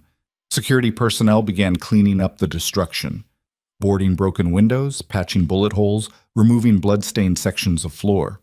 Elena found herself back in Damien's office, staring at nothing while he handled phone calls in rapid succession. Lawyers, police contacts, damage control. When he finally hung up, the silence felt crushing. "Margaret will be charged as an accessory," Damien said quietly. "The evidence is overwhelming." Her daughter, Elena whispered. Rebecca, did you really? "I didn't order her death, but I did know about it after the fact, and I protected the man responsible because he was useful to my operations." Damien's expression remained carefully neutral. "So Margaret isn't wrong. I am responsible. How many others? How many what? How many other Rebecca Chens are there? How many lives have you destroyed?" Damien was quiet for a long moment. Then he stood and crossed to the window, looking out at the damaged grounds. "More than I can count," he said finally. "I've spent years telling myself I only hurt people who deserve it, that my empire exists to protect the vulnerable from worse monsters. But the truth is messier. Collateral damage happens. Innocent people get caught in crossfire, and I live with that by focusing on the ones I do save. Like me. Like you." Elena studied him. This man who'd saved her life and revealed himself to be exactly what Grant had accused him of being: a criminal, a killer, someone who built empires on blood and justified it with selective mercy. "I don't know what to feel right now," she said. "Feel whatever you need to feel." Damien turned to face her. "If you want to leave, I'll arrange safe housing somewhere far from here. New identity if necessary. You'll never have to see me again." "Is that what you want?" "What I want doesn't matter. You're finally free, Elena. Free from Grant. Free from immediate danger. What happens next is entirely your choice." The word choice hung in the air between them. Elena turned it over in her mind. She'd spent 3 years with no choices, then weeks believing Damien offered freedom. Now she understood he'd simply given her a different cage, prettier but no less confining. Except that wasn't quite true either, because Damien was offering to let her walk away, offering to give her the one thing Grant never did, the actual freedom to choose. "I need time," she heard herself say, "to process everything, to figure out who I am outside of fear and rescue and—" Her voice broke. "I just need time. Take all the time you need." Damien's expression remained carefully neutral. "Your room is still yours. The estate is secure. Whatever you decide, you're safe here." Elena nodded and left his office. She climbed the stairs to the 3rd floor on autopilot, her injured ankle throbbing with each step. The guest room looked exactly as she'd left it, untouched by the violence that had consumed the rest of the mansion. She collapsed onto the bed and stared at the ceiling, trying to make sense of the past 6 hours. Grant was dead. She should feel something about that. Relief, grief, anything. Instead, she just felt hollow. She must have slept eventually because she woke to afternoon light streaming through the windows. Her phone showed 17 missed calls and 43 text messages. Most were from Damien's lawyers coordinating her official statement, a few from reporters who'd somehow gotten her number, one from a blocked number that simply read, "Your husband is dead because of choices you made. I hope it was worth it." Elena deleted it without responding. She showered until the hot water ran cold, scrubbing away blood and gunpowder residue and the memory of Grant's hands around her throat. She found clean clothes in the closet, simple jeans and a sweater, nothing like the designer pieces Damien's stylist had provided. When she emerged, she found Marcus waiting in the hallway. "I need to show you something," he said. No greeting, no small talk, just barely contained urgency. Elena followed him to Damien's office. Multiple laptops covered the desk, all showing different data streams and security footage. "After Margaret's arrest, I went through every file on her laptop," Marcus explained. "Found her communications with Grant, found evidence of how long she'd been planning this. But I also found something else, something that doesn't make sense." He pulled up a video file. Security footage from 3 weeks ago. The timestamp showed 3:47 a.m. The camera angle captured the mansion's side entrance. Margaret appeared on screen, moving quickly, carrying something small. She approached the security panel, entered a code, and stepped outside for exactly 90 seconds.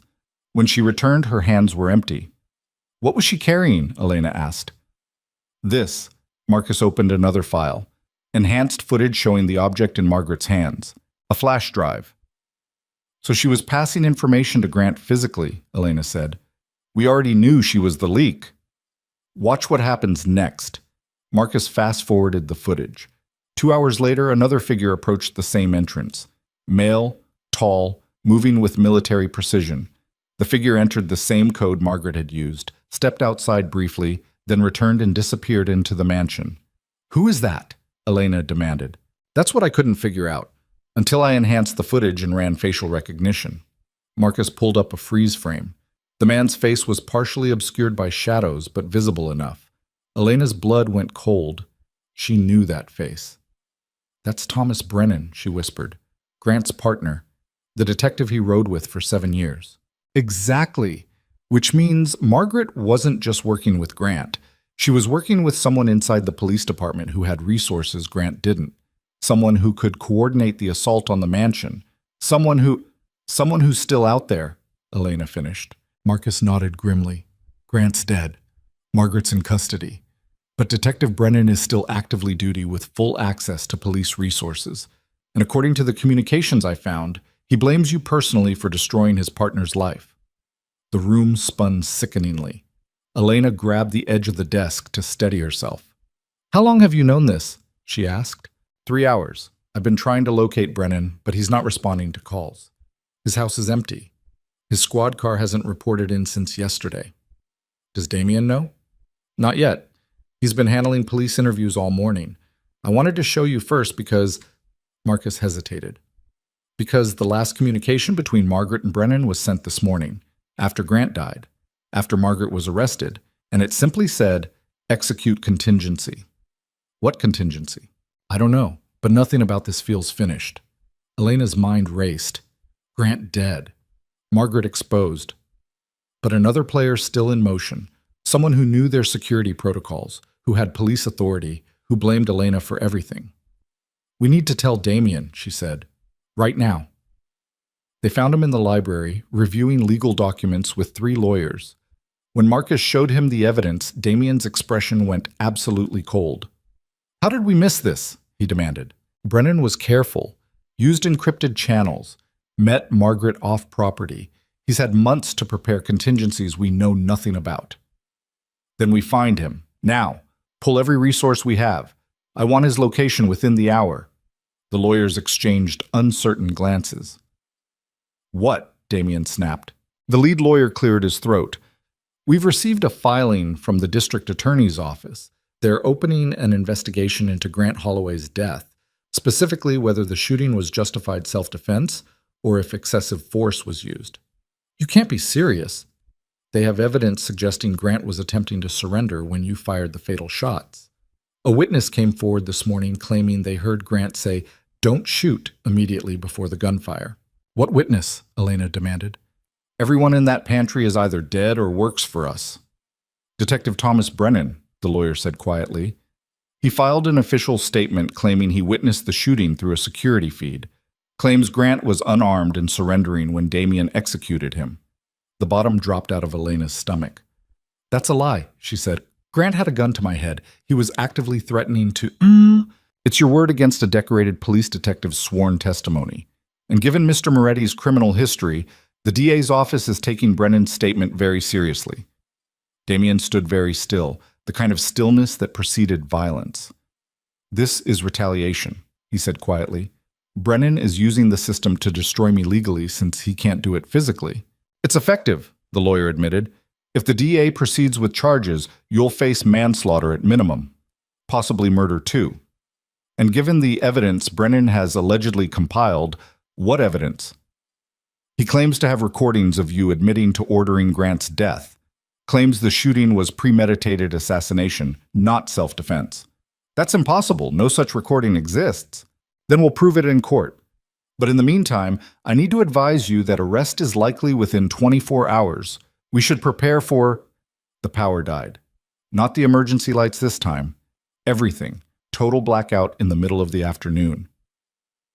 That's not an accident, Marcus said, already moving toward the door. Someone cut the main lines. Security poured into the library, weapons drawn, coordinating response through backup radios. Building is surrounded, one reported. Multiple contacts, police vehicles. Grant's people? Damien demanded. No, actual police. They're announcing a warrant for your arrest, and the security officer hesitated. They're demanding Elena Vale be released into their custody for her own protection. Elena's blood turned to ice water. Damien looked at her. Brennan is using legitimate law enforcement to separate us. Once you're in police custody, I can't protect you. I won't go. You may not have a choice. The front entrance erupted with the sound of a battering ram slamming into reinforced doors. Once, twice, the wood held but wouldn't last much longer. Damien Moretti, a voice boomed through a megaphone. This is Detective Thomas Brennan. You're under arrest for the murder of Grant Holloway. Come out with your hands up and send Elena Vale out unharmed, or we're coming in. He can't arrest you, Elena said frantically. He doesn't have jurisdiction. There's no warrant. This is exactly what he wants. Chaos. Confusion. Me separated from you. Damien grabbed her shoulders. Listen to me very carefully. You're going to let them take you into custody. You're going to go peacefully, and you're going to trust that I will fix this. No, I'm not leaving you. Elena, I said no. Her voice rose to something close to hysteria. I spent 3 years being told what to do by a man with a badge and a gun. I'm not doing it again. Not for Brennan, not for anyone. The battering ram hit the door again. Wood splintered. The barrier was failing. We need to move, Marcus urged. Panic room, now. We can... They know about the panic room, Damien cut him off. Margaret gave them everything. There's nowhere in this building that's actually safe.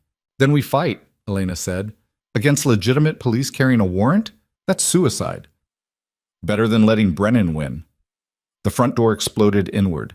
Tactical police flooded the entrance, weapons raised, shouting commands. Down on the ground, hands where we can see them.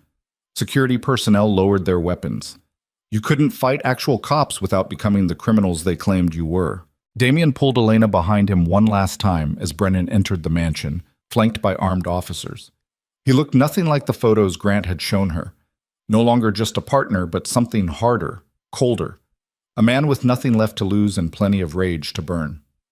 Mr. Moretti, Brennan said pleasantly, you're under arrest for murder. You have the right to remain silent. This is a legal seizure, Damien's lawyer interrupted. You have no warrant, no jurisdiction, and no... I have a signed warrant from Judge Morrison, same judge who released Grant on bail. Brennan smiled. Funny how these things work out. Morrison is compromised.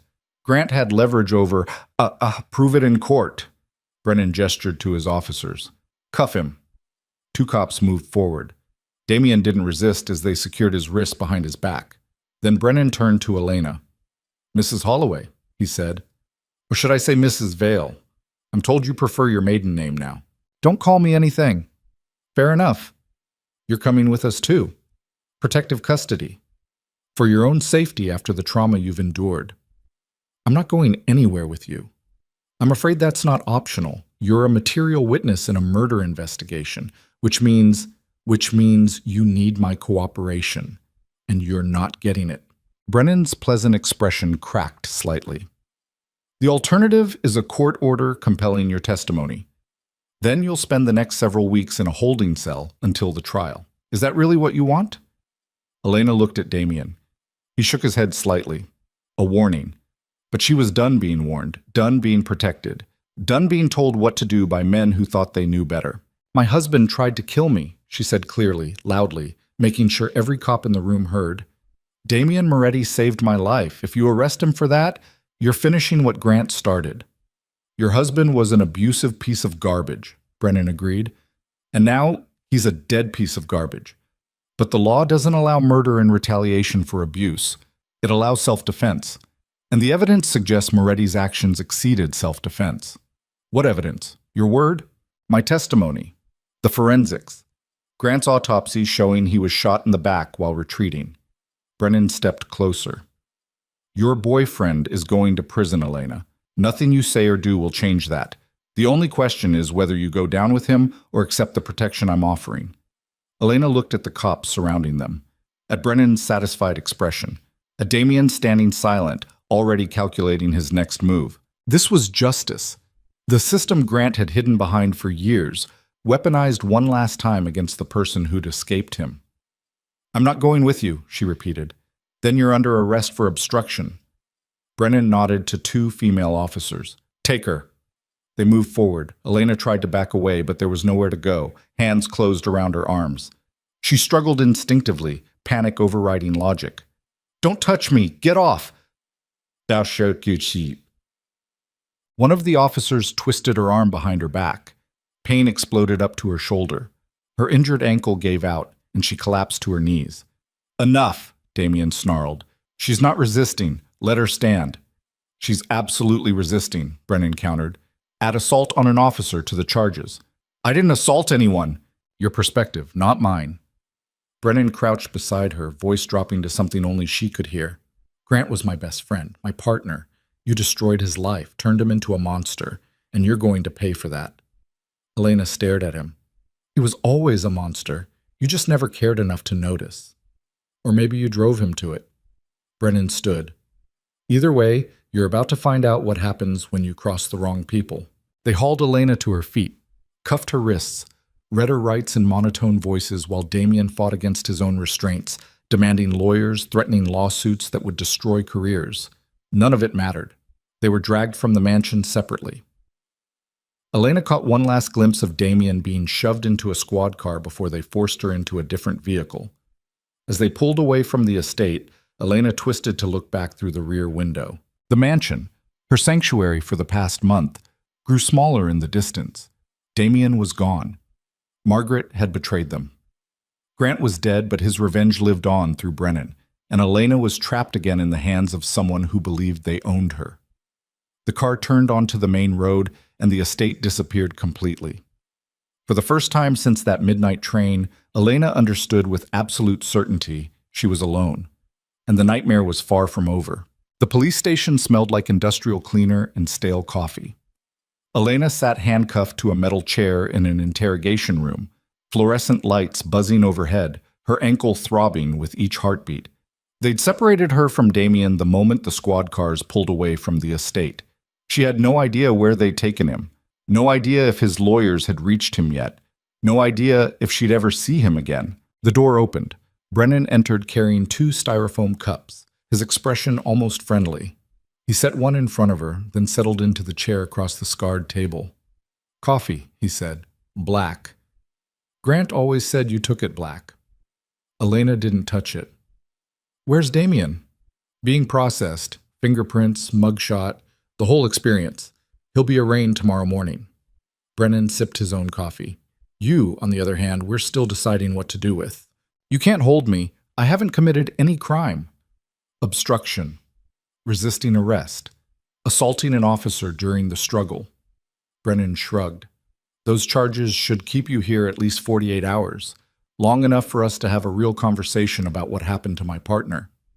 "Your partner tried to kill me, multiple times. The evidence shows a troubled marriage that ended tragically when your new boyfriend executed Grant in cold blood." Brennan leaned forward. "But here's what I think really happened. I think you seduced Damien Moretti months before you left Grant. I think you manipulated both of them, playing victim to get what you wanted. And when Grant finally discovered the truth, Moretti had him eliminated." Elena stared at him. "You actually believe that?" "I believe Grant loved you. I believe he tried everything to save your marriage. And I believe you destroyed a good man's life because you were too selfish to appreciate what you had. The word should have hurt, should have made her doubt herself the way Grant's abuse once had. Instead, Elena felt something cold and sharp crystallize in her chest. "Detective Brennan," she said quietly, "did Grant ever tell you about the time he broke my ribs for burning dinner? Or the time he locked me in our bedroom for 3 days because I smiled at a grocery store clerk? Or the dozens of times he raped me because he believed marriage meant ownership?" Brennan's expression didn't change. "I don't believe you." "I know, that's the problem. Men like you never believe women like me until it's too late." Elena leaned forward despite the handcuffs. "Grant was your friend, your partner. I understand that. But he was also a monster who hid behind his badge and your loyalty. And now he's dead because he couldn't accept losing control over me. He's dead because Damien Moretti shot him in the back while he was surrendering.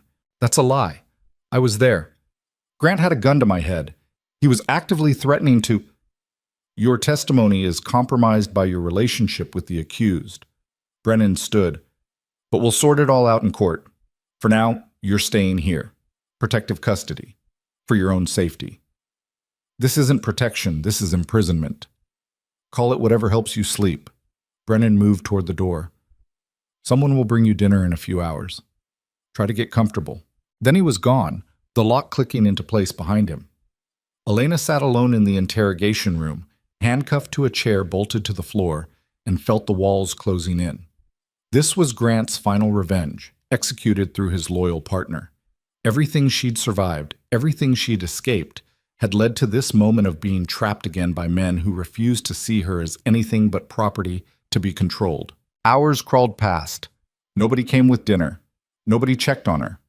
The lights stayed bright, the temperature dropped, and Elena's body began protesting the extended immobility. Her ankle swelled inside her shoe.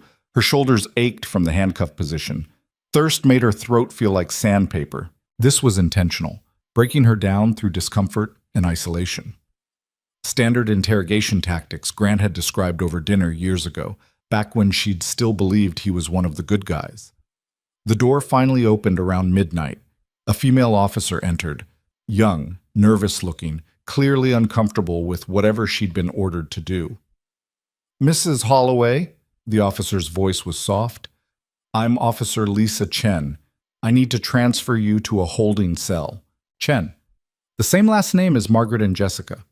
Elena studied the young woman's face, searching for resemblance. Are you related to Margaret Chen? Elena asked. The officer went very still. She's my aunt. How do you... She worked for Damien Moretti. She's the one who helped Grant find me. Officer Chen's expression flickered with something Elena couldn't read. Pain, maybe. Or guilt. I know, the officer said quietly. She unlocked the handcuffs from the chair, then secured Elena's wrists in front instead of behind. A small mercy. My cousin Rebecca died 3 years ago. My aunt never recovered. When she told me what she'd done, what she'd helped Grant do, I tried talking her out of it. But grief makes people do terrible things. So does loyalty to the wrong people. Yeah. Officer Chen helped Elena stand, supporting her when the injured ankle nearly buckled. For what it's worth, I read Grant's file. What he did to you, I'm sorry. The words felt genuine. Elena searched the young woman's face and saw something that looked like actual empathy. Can you help me? Elena whispered. Please. Brennan is using the system to finish what Grant started. If I stay here, I can't. Officer Chen looked genuinely torn. I'm sorry. If I help you escape, I lose my job. Probably face charges. And my family has already been destroyed enough by all of this. She guided Elena out of the interrogation room and down a corridor lined with holding cells. Most were empty. Budget cuts had closed half the station years ago, Grant once mentioned. Not enough crime to justify the space. Officer Chen stopped at the last cell, furthest from any cameras or foot traffic. She unlocked the door. Someone will process you in the morning, she said. There's a cot, bathroom facilities. Try to rest. Elena stepped inside. The door clanged shut behind her, lock engaging with terrible finality. Wait, Elena called as Officer Chen turned to leave. What happens to Damien? His arraignment? The officer hesitated. Tomorrow at 9 a.m. They're charging him with murder too. Judge Morrison is presiding. The same compromised judge who'd released Grant on bail, who Brennan had leveraged into signing the arrest warrant. He won't get a fair trial, Elena said. Probably not. Officer Chen's expression went pained. But that's not my decision to make, I'm sorry. Then she was gone, footsteps echoing down the empty corridor. Elena sank onto the narrow cot and pressed her hands against her face. Every route forward seemed blocked. Damien arrested. Margaret exposed but only after doing irreparable damage. Brennan using legitimate law enforcement to exact revenge. And Elena locked in a cell, helpless to do anything except wait for morning. Except she wasn't helpless. The thought came slowly, piecing together from fragments Grant had let slip over the years. The station's outdated security system. The empty sections where nobody patrolled. The evidence room Grant had complained about, always understaffed, always poorly monitored. Elena stood and moved to the cell door. The lock was old, the kind you could maybe manipulate if you had something thin and flexible. She pulled off her shoe, wincing as pressure released from her swollen ankle. The insole was held in place by a thin metal shank for arch support. She pried it loose with her fingernails, bending the metal back and forth until it snapped free. Not ideal, but maybe enough. Grant had demonstrated picking locks once, showing off his skills. Elena had watched more carefully than he'd realized, filing the information away with everything else she'd learned about surviving him. She slid the metal shank into the lock mechanism, feeling for the pins. 1 attempt. 2. Her hand shook from adrenaline and fear. On the 5th try, something clicked. The cell door swung open. Elena stood frozen, hardly believing it had worked. Then survival instinct kicked in and she moved into the corridor, keeping close to the wall, listening for any sound of approach. The station felt deserted. Most officers worked day shifts. Night crew was minimal, usually just a desk sergeant and maybe one patrol unit. If she could reach the evidence room, find her phone, she could contact Damien's lawyers, get them working on his release before the rigged arraignment destroyed any chance of fair treatment. She found a staff directory near the stairwell. Evidence room was basement level, south wing, the closed section Grant had mentioned. Elena descended the stairs on her injured ankle, each step agony she forced herself to ignore. The basement corridor stretched dark and empty, half the lights burned out, exactly as she'd hoped. The evidence room door was locked but not alarmed. Another old system, another vulnerability Grant had complained about. Elena worked the metal shank into this lock, hands steadier now, finding the rhythm faster. The door opened. Inside, rows of metal shelving held tagged evidence bags and boxes. Elena found the recent intake section, searching desperately for anything with today's date. Her fingers found a clear bag labeled with her name. Phone, wallet, keys to a car she no longer owned. She tore open the bag and grabbed the phone, hands shaking as she powered it on. The screen lit up, showing dozens of missed calls. She scrolled through contacts, found Damien's head lawyer. Going somewhere? Elena spun around. Brennan stood in the doorway, weapon drawn but lowered, expression more disappointed than angry. I had a feeling you'd try something, he said. Grant always said you were smarter than you looked. More dangerous, too, once you decided to stop playing victim. Elena's grip tightened on the phone. I was never playing. I was surviving. Semantics. Brennan stepped into the evidence room. Here's what happens now. You drop the phone. You come with me quietly. And I forget this little escape attempt happened. Otherwise, I add breaking and entering, theft of evidence, and attempted flight to your charges. You'll spend the next 6 months in county jail waiting for trial. You're going to do that anyway. Maybe. But if you cooperate, I might be convinced to show mercy.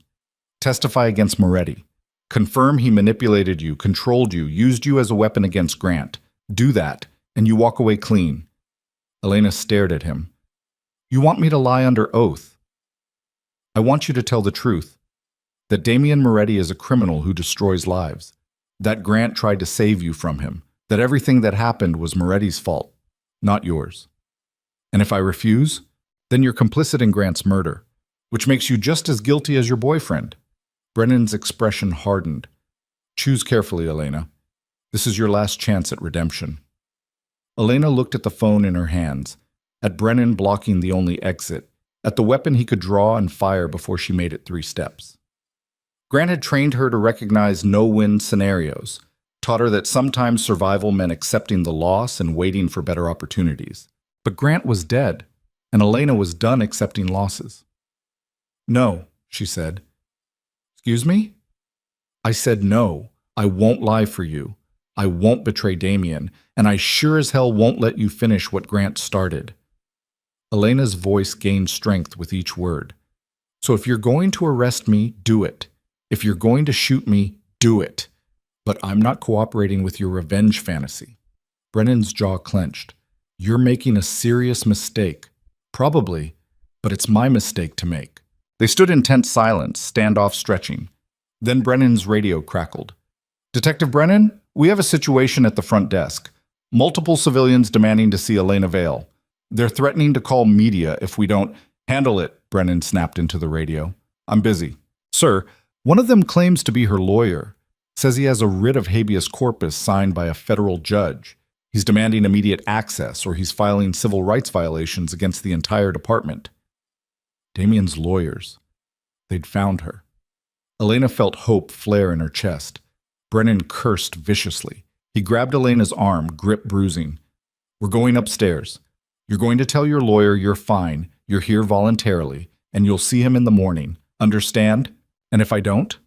Then I'll make sure Damien Moretti never sees daylight again. I have enough fabricated evidence to bury him under charges that stick, even if the murder case falls apart. Drugs, money laundering, human trafficking. I'll destroy him so thoroughly his own lawyers won't recognize what's left. The threat landed like a physical blow. Elena saw the truth in Brennan's eyes. He would do exactly that. Revenge for Grant had consumed him completely. Fine, she whispered. I'll cooperate. Smart girl. Brennan hauled her upstairs, hand locked around her arm, weapon concealed but ready. They emerged into the station's main level where chaos had erupted around the front desk. 3 lawyers in expensive suits argued with the desk sergeant while a video camera recorded everything.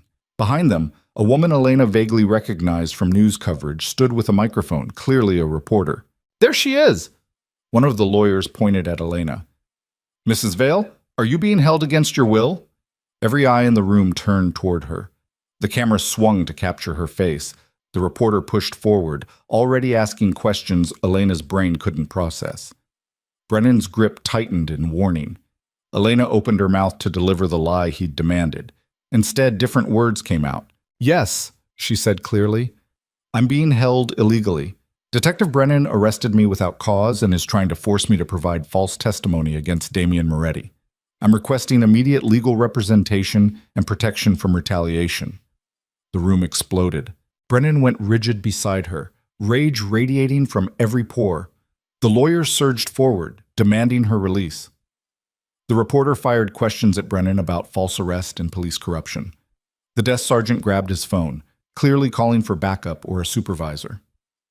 You just ended any chance of mercy, Brennan hissed against Elena's ear. Good. I don't want your mercy. I want justice. One of Damien's lawyers, a sharp-faced woman named Patricia Stone, reached them first. She thrust papers at Brennan, speaking in clipped legal terminology Elena barely followed. Federal writ, immediate release, civil rights violations, unlawful detention. She's under arrest for, Brennan started, for charges you fabricated. We have evidence. Patricia turned to Elena. Mrs. Vale, are you injured? Have you been mistreated? My ankle. They didn't provide medical care, and I've been denied food and water for... Elena checked the wall clock. 9 hours. The reporter captured every word. Her camera operator filmed Elena's swollen ankle, the marks on her wrists from the handcuffs, the exhaustion written across her face. This is a media circus, Brennan snapped. You can't just... Actually, we can. Patricia smiled coldly. Federal authority supersedes local police in cases of civil rights violations. Mrs. Vale is coming with us. If you have legitimate charges, file them properly through the district attorney's office. Otherwise, release her immediately or face federal obstruction charges yourself. Brennan looked like he wanted to shoot someone. His hand drifted toward his weapon. The desk sergeant moved between them, hands raised placatingly. Detective, let her go. This has gotten too public. We need to de-escalate. She broke out of her cell. That's escape from custody. Did she? Patricia raised an eyebrow. Or was she never properly arrested in the first place? Because I don't see any booking paperwork, no Miranda rights documentation, no formal charges filed with the DA, which means technically she was never in custody at all. She was kidnapped. The word hung in the air like a grenade. Brennan's face purpled. You're twisting. I'm stating facts. Now release my client or I'll have federal marshals here in 20 minutes. The standoff stretched. Elena held her breath, waiting for Brennan to snap, to do something violent and irreversible. Then he shoved Elena forward, releasing her arm with enough force to make her stumble. Get out, he snarled. But this isn't over, not even close. Patricia caught Elena before she fell. 2 other lawyers flanked them as they moved toward the exit, forming a protective barrier between Elena and Brennan's murderous glare. The reporter chased them outside, still filming, asking questions Patricia deflected with practiced ease. A black sedan waited at the curb, engine running. They bundled Elena inside. The door closed. The locks engaged. The driver pulled away from the station with careful speed. Elena collapsed against the leather seats, shaking so hard her teeth chattered. "You're safe," Patricia said. She pulled out a phone and made 3 rapid calls, coordinating next steps Elena's exhausted brain couldn't follow. When she finished, she turned to Elena. "That was incredibly brave and incredibly stupid. Do you have any idea what Brennan could have done to you?" "Yes, but I couldn't let him win." "Well, you just made national news. By tomorrow morning, every media outlet will be covering this story. Corrupt cop targeting abuse survivor. Federal lawyers rescuing her from illegal detention." Patricia smiled grimly. "Brennan wanted to control the narrative. You just blew it wide open." "What about Damien?" "His arraignment is still scheduled for 9 a.m., but now we have leverage. Public attention. Evidence of police corruption. It won't guarantee his release, but it significantly improves our position." The sedan navigated dark streets, heading away from the station toward downtown. Elena recognized the route to Damien's law firm's office tower. "Where are we going?" she asked. "Chitepets Officem, safe house, neutral territory where Brennan can't reach you. You'll stay there until the arraignment. Then we'll decide next steps based on the judge's ruling. Judge Morrison is compromised. Brennan has leverage over him. We know. We're working on getting the case reassigned to a different judge, but that takes time and legal maneuvering. We don't have time. Brennan is planning something, some contingency Margaret mentioned before everything fell apart." Patricia's expression tightened. "Then we'll be ready for it." They arrived at a high-rise apartment building downtown. Patricia guided Elena through a private entrance, up a service elevator to a furnished apartment on the 20th floor. Security personnel stood watch in the hallway. "Rest," Patricia ordered. "Someone will bring medical supplies for your ankle, food, whatever you need. But don't leave this apartment until I come get you for the arraignment. Understood?" Elena nodded, too exhausted to argue. Alone in the safe house, she collapsed onto the couch and finally let herself break. Tears came in harsh, ugly sobs that shook her entire body. Everything hurt. Everything felt impossible. Grant was dead, but his ghost still haunted her through Brennan's vendetta.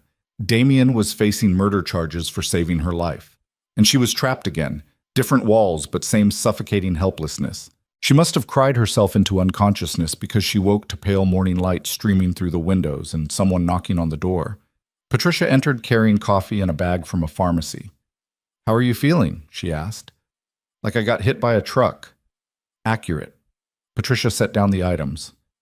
"Medical supplies, pain medication, and I brought clothes for the arraignment, something professional but not performative. We want you looking credible." Elena accepted the coffee gratefully. "What time is it?" 7 a.m. Arraignment is at 9. We need to leave here by 8:30 to ensure we're seated before the judge enters. "Have you seen Damien?" "Briefly, last night at the detention center. He's holding up well, all things considered." Patricia hesitated. "He asked me to tell you something. He said, trust the plan. No matter what happens, trust the plan." "What plan?" "He didn't elaborate, but Damien Moretti doesn't do anything without multiple contingencies. Whatever he's arranged, he believes it will work." Elena wanted to believe that, wanted to trust that Damien had orchestrated some brilliant legal maneuver that would untangle this nightmare. But Grant had taught her to recognize when men promised things they couldn't deliver. She showered and changed into the clothes Patricia provided: slacks, blouse, blazer, professional armor for the battle ahead. The pharmacy bag contained elastic bandages for her ankle. She wrapped it tightly, swallowed pain medication, and tried to prepare mentally for whatever was coming. At 8:30, they left the safe house. The sedan was waiting. Security escorted them to the vehicle, watching for any sign of Brennan or his allies. The courthouse loomed downtown, all stone columns and architectural intimidation. Media trucks crowded the front steps. Reporters swarmed as Patricia and Elena approached, shouting questions, cameras flashing. "Mrs. Vale, how do you feel about your rescuer facing murder charges?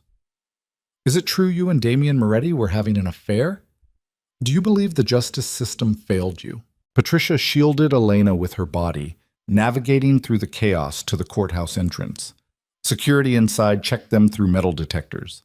They climbed stairs to the third floor, where Judge Morrison's courtroom waited. The gallery was packed. Reporters filled half the benches. Spectators who'd lined up for hours occupied the rest. Elena recognized some faces. Police officers who'd worked with Grant, colleagues from her university days, even a few women from the shelter she'd tried staying at 6 months ago. All of them watching, judging, waiting to see how this story ended. Damien sat at the defense table between two lawyers, wrists secured in handcuffs, wearing an orange detention jumpsuit that looked obscene on someone normally dressed in designer suits. When Elena entered, his eyes found hers immediately. He looked exhausted but unbroken. He mouthed something she couldn't quite read. "Trust me, maybe."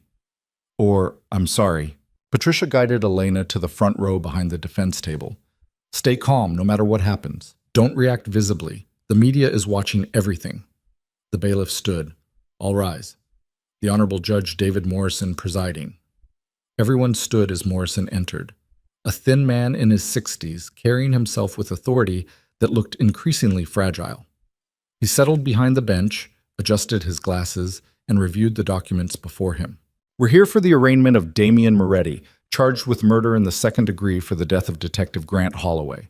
How does the defendant plead?" One of Damien's lawyers stood. "Not guilty, Your Honor. We also move for immediate dismissal of all charges based on overwhelming evidence of self-defense and police corruption surrounding the..." Motion denied. Morrison didn't even look up. Bail is set at $5 million. Cash only. Next case. The courtroom erupted. Patricia shot to her feet, objecting loudly. Damien's other lawyers shouted over each other, citing precedents and constitutional violations. Morrison slammed his gavel. "Order! This arraignment is concluded. Defendant will be remanded to county detention pending trial. Bailiff, remove him." Guards moved to take Damien away. He caught Elena's eyes one more time, expression unreadable. Then chaos exploded. The courtroom doors burst open. Federal marshals in full tactical gear flooded inside, weapons drawn, moving with coordinated precision. "Nobody move!" The lead marshal's voice boomed. "Judge David Morrison, you're under arrest for corruption, bribery, and obstruction of justice. Step down from the bench with your hands visible." Morrison went white. "This is outrageous. I'm a sitting judge. You can't..." "We have a warrant signed by the chief federal judge for this district. You're coming with us." The marshals approached the bench. "Now." Elena's mind reeled. She looked at Patricia, who looked equally shocked. This wasn't Damien's lawyers doing. This was something bigger. Morrison descended from the bench with shaking hands. The marshal secured his wrists and began reading his rights. Another figure entered the courtroom. A woman in her 40s wearing an FBI windbreaker, carrying a folder thick with documents. "Special Agent Rebecca Morrison," she announced. "FBI Public Corruption Unit. We've been investigating Judge Morrison for the past 6 months based on allegations of accepting bribes and using his position to protect criminals. This morning, we received additional evidence tying him to Detective Grant Holloway's abuse of power and to Detective Thomas Brennan's conspiracy to obstruct justice." The courtroom went absolutely silent. "Where's Brennan now?" one of the reporters called out. "In federal custody, arrested 20 minutes ago at his home. We have evidence of his involvement in multiple criminal conspiracies, including falsifying evidence against Mr. Moretti and coordinating an illegal assault on a private residence." Agent Morrison looked directly at Elena. "We also have testimony from Margaret Chen, who agreed to cooperate fully in exchange for reduced charges. She's provided detailed information about Brennan's plan to destroy both Elena Vale and Damien Moretti using police resources." Sad. Elena couldn't breathe. This was Damien's plan. He'd somehow coordinated with federal investigators, fed them evidence, orchestrated this perfectly timed intervention. Another judge entered. A woman Elena didn't recognize. She took Morrison's place behind the bench, expression stern. "This is Judge Catherine Wells. I'll be taking over Mr. Moretti's arraignment." She reviewed the case file rapidly. "Given the extraordinary circumstances and evidence of corruption surrounding the charges, I'm dismissing all accusations against Damien Moretti with prejudice. Mr. Moretti, you're free to go. Bailiff, remove those handcuffs immediately." The guards released Damien. He stood, rubbing his wrists, meeting Elena's eyes across the courtroom. The media erupted with questions. Cameras flashed. Reporters shouted over each other. Security tried maintaining order while federal agents led Morrison away in handcuffs. Patricia grabbed Elena's arm. "We need to go, now, before this turns into a complete circus." They pushed through the crowd toward the defense table. Damien met them halfway, his lawyers flanking him, everyone moving toward the side exit. Outside, more media waited, but security held them back long enough for everyone to reach the waiting vehicles. Elena and Damien ended up in the same sedan, separated from the lawyers, finally alone for the first time since yesterday's arrest. "You planned this," Elena said. "All of it. Not all of it, but I had contingencies." Damien looked exhausted. "The FBI investigation was already happening. I just fed them evidence and made sure they understood how Brennan and Morrison connected to Grant's crimes. The timing was luck." "That wasn't luck. That was perfect execution. I told you I'd protect you. I keep my promises." The sedan navigated away from the courthouse, heading toward the estate. Elena watched the city pass, mind still processing everything that had happened in the past 24 hours. "Margaret's testimony," she said.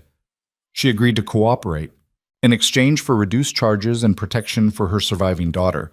She'll serve time, but nothing like what she'd face otherwise." Damien's expression darkened.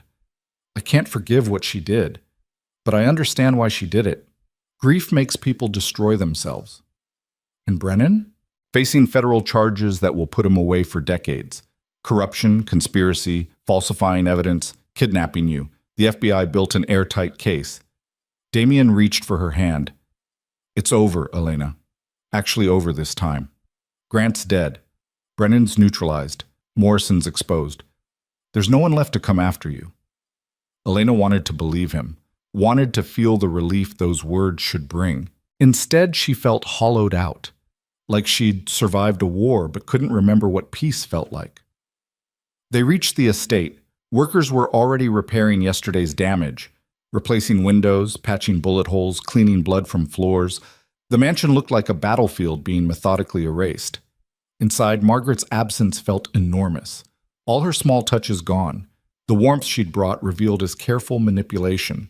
Elena stood in the foyer, suddenly uncertain what came next.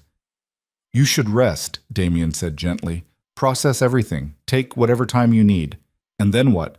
Then whatever you want. You're free, Elena. Completely free. No more threats. No more running. Just life." The word felt foreign. Life. Something that belonged to other people, not her. "I don't know how to do that anymore," she whispered. "Then we'll figure it out together." Damien stepped closer. "If you want, or if you need space, I'll arrange somewhere for you to go. Whatever helps you heal." Elena looked at him. This complicated, dangerous man who'd saved her life repeatedly and revealed himself capable of terrible things. She should leave, should put distance between herself and everything connected to the nightmare she'd survived. Instead, she moved into his arms and let herself break completely. Damien held her while she shook, one hand stroking her hair, his heartbeat steady beneath her ear. "I've got you," he murmured. "You're safe. You're home." And for the first time, Elena let herself believe it. The next 3 days passed in a blur of lawyers, police interviews, and media statements. Patricia Stone handled most of the external pressure, feeding carefully crafted responses to reporters while shielding Elena from direct contact. The story dominated news cycles. Corrupt cops exposed. Abuse survivor vindicated. Federal intervention saving the day. Public opinion swung dramatically in Elena's favor as evidence of Grant's pattern of abuse became public record. Justice, everyone said. Finally, justice. But Elena still felt unmoored, like she was waiting for the other shoe to drop, for another threat to emerge from shadows that no longer existed. On the fourth night, unable to sleep, she found Damien in his office reviewing security reports. He looked up when she entered. "Can't rest either?" he asked. "Every time I close my eyes, I see Grant's face, or Brennan, or Margaret." Elena sank into the chair across from him. "How long until that stops?" "I don't know. Years, probably. Trauma doesn't evaporate just because the threat is gone." "Have you talked to anyone? About your sister? About what happened to her?" Damien was quiet for a moment. "Some. Therapy helped eventually, but mostly time helped, and finding purpose in protecting others." "Is that what I am to you? Purpose?" "No. His eyes met hers steadily. You're the person who reminded me that protecting others actually matters, that it's not just revenge dressed as heroism. Elena studied him. What happens now, between us? I don't know. What do you want to happen? I want... She stopped, struggling to articulate feelings too complicated for simple words. I want to stop feeling like I'm waiting for permission to exist.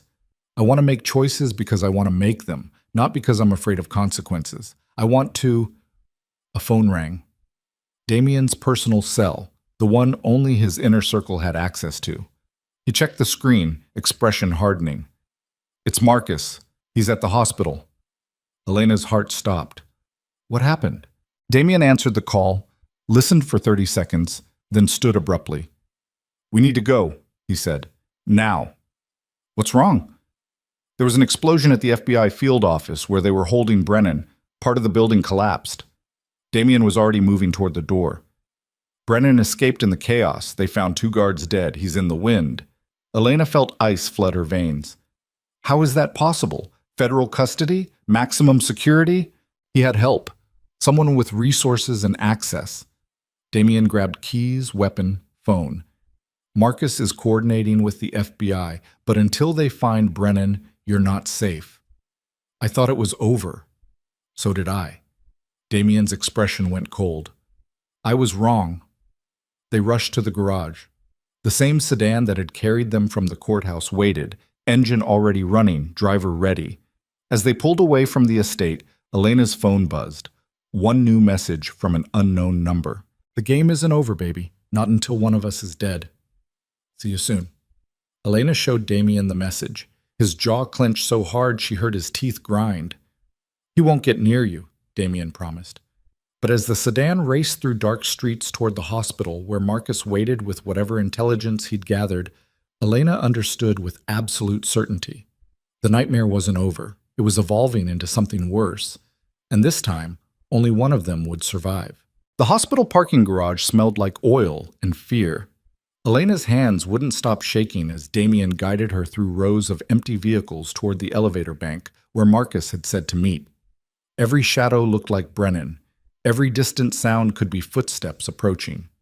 Stay close, Damien murmured, weapon drawn but concealed against his thigh. Eyes forward. If anything happens, you run. Understand? Elena nodded, throat too tight for words. The text message burned in her mind. Brennan was out there somewhere, planning his final move, and she'd become the bait that would draw him into the open. The elevator arrived. They stepped inside. Damien pressed the button for the 3rd floor where Marcus was coordinating with FBI agents. The doors began sliding shut, a hand thrust between them at the last second. Damien's weapon came up instantly, finger on the trigger, then froze. Officer Lisa Chen stepped into the elevator, face bruised, left arm in a sling, dried blood on her uniform collar. Don't shoot, she gasped. Please, I need to warn you. Warn us about what? Damien demanded, weapon still trained on her. Brennan, he's not working alone anymore. After the explosion, he made contact with someone from Grant's old unit, a tactical officer named Hayes who owes Brennan for covering up a shooting 3 years ago. Lisa's words came fast, desperate. They're planning something tonight. Here, at the hospital. How do you know this? Because Hayes called me, tried recruiting me to help, said they needed someone inside to disable security protocols. Lisa's eyes found Elena. I told him no. Then I came to find you. They're targeting both of you. Brennan wants Damien dead and you destroyed. He's past rational thinking. The elevator climbed toward the 3rd floor. Damien lowered his weapon slightly, but didn't holster it. Why should we trust you? He asked. Your aunt helped Grant hunt Elena for months. Because my aunt is sitting in federal custody realizing she destroyed herself for revenge that solved nothing. Because my cousin Rebecca deserved better than being another victim in Damien Moretti's empire. Lisa's voice cracked. And because Elena doesn't deserve to die for escaping an abusive marriage. I read the case files, all of them, what Grant did to her, what Brennan is trying to finish. It's wrong. All of it is wrong. The elevator doors opened onto the 3rd floor. Hospital staff moved through corridors with purposeful efficiency, oblivious to the violence brewing beneath the sterile surface. Marcus appeared immediately, face grim. We have a problem. I know, Damien said. Brennan escaped. He's planning something here. Worse than that, the FBI just pulled their protection detail. They're reassigning resources to search for Brennan citywide, which means this floor is understaffed and vulnerable. Marcus glanced at Lisa. Who's she? Officer Chen. She says Brennan recruited help from Grant's old tactical unit. That tracks with what I'm seeing. Marcus pulled out his tablet, showing security camera feeds. 3 men in hospital maintenance uniforms entered through the service entrance 20 minutes ago. They're not hospital staff. Facial recognition came back empty. They're ghosts. How many entrances to this floor? Damien demanded. 4. Main elevator, service elevator, 2 stairwells. And the FBI left how many agents? 2. Both stationed at the main elevator. Damien cursed viciously. We're sitting ducks. We need to move Elena somewhere defensible until backup arrives. The ICU has a secure wing, Marcus suggested. Reinforced doors, limited access points. Show me. They moved through the hospital as a unit, Lisa Chen staying close despite her injuries. Elena's mind raced, trying to process everything happening too fast. Brennan was here, hunting her, using the chaos of his escape to orchestrate one final attack while law enforcement was scattered and distracted. The ICU's secure wing sat at the end of a long corridor, protected by a heavy door requiring keycard access. Marcus swiped them through. Inside, medical equipment hummed quietly around empty beds. Budget cuts had closed this section months ago, Marcus explained, only maintained for potential emergency overflow. Lock us in, Damien ordered. Cut the keycard access from inside so nobody can follow. Marcus moved to the control panel. That also means we can't get out without manually overriding the system. Do it anyway. The locks engaged with heavy mechanical clicks. They were sealed inside. Protected, but trapped. Damien positioned everyone strategically. Marcus near the control panel with eyes on security feeds. Lisa Chen by the door despite her injuries, watching the corridor through the reinforced window. Elena in the back corner, furthest from any entrance. How long until police backup arrives? Elena asked. 20 minutes minimum, Marcus said. The explosion diverted most units downtown. We're low priority compared to the manhunt. 20 minutes is a lifetime when someone wants you dead. Then we make it long enough. Damien checked his weapon, counted ammunition, prepared for a siege. The minutes crawled past. Hospital sounds filtered through the door. Codes being called, staff rushing, normal emergency operations. Everything looked routine through the security feeds. Then the lights died. Emergency lighting kicked in immediately, bathing everything in red. But the security feeds went black. The electronic locks disengaged with audible clicks. Backup generator? Damien demanded. No, this was manual. Marcus worked frantically at the control panel. Someone cut power to this section specifically. The locks are defaulting to manual release, which means anyone can open that door from outside. Yes, Elena's heart hammered against her ribs. This was it. Brennan had found them, cut them off, isolated them exactly where he wanted them. The door handle began turning. Damien raised his weapon, aiming center mass at whoever was about to enter. Lisa Chen positioned herself beside him, her service weapon drawn with her good hand. The door swung open. A maintenance worker stood there, confused, holding a toolbox. Sorry, I was told this section needed repairs to the— Get down! Damien shouted. The maintenance worker's head exploded in a spray of blood and bone. His body dropped, revealing the shooter behind him, Hayes, the tactical officer Lisa had warned about. He fired into the room with professional precision, rounds punching through medical equipment and walls. Damien returned fire, driving Hayes back into the corridor. Lisa Chen shot twice, both rounds finding their target. Hayes staggered, but didn't fall, body armor absorbing the impact. There's more! Marcus shouted, pointing at a security feed that still showed the service elevator. 3 more men in tactical gear approaching with weapons drawn. They were surrounded. Damien grabbed Elena and shoved her behind an overturned hospital bed. Stay down. Don't move unless I tell you to run. I'm not leaving you. Elena! Gunfire erupted from the corridor. Hayes advancing with covering fire while his team moved to flank through alternate routes. Marcus returned shots from the control panel position. Lisa Chen fired methodically despite blood seeping through her uniform where stitches had torn. The tactical assault was overwhelming. Professional operators against a makeshift defense. We can't hold this position, Marcus shouted over the gunfire. Too many angles of attack. Then we fall back to the patient rooms, Damien ordered. Create choke points. Make them come to us. They retreated deeper into the ICU secure wing, using medical equipment and walls for cover. Elena moved with them, staying low, her injured ankle screaming with each scrambling step. They barricaded themselves in the largest patient room, shoving beds and equipment against the door. 2 windows overlooked the parking garage 3 stories below. No escape that direction without dying. Hayes' voice echoed through the corridor. Moretti, you're trapped. Send out Elena Vale and we'll let the rest of you live. Not happening, Damien called back. Then everyone in that room dies. Your choice. Gunfire punctuated the threat. Rounds chewed through the barricaded door, forcing everyone to press against the floor. We need backup now, Marcus said into his phone. Multiple shooters, automatic weapons. We're pinned down. He ducked as bullets punched through the wall inches from his head. Yes, I see you secure wing. For God's sake, hurry. Elena watched Damien calculating their situation with cold precision. Outgunned, surrounded, running low on ammunition. This wasn't a standoff they could win through firepower. I'm going out there, Elena said. Everyone turned to stare at her. Absolutely not, Damien said. They want me.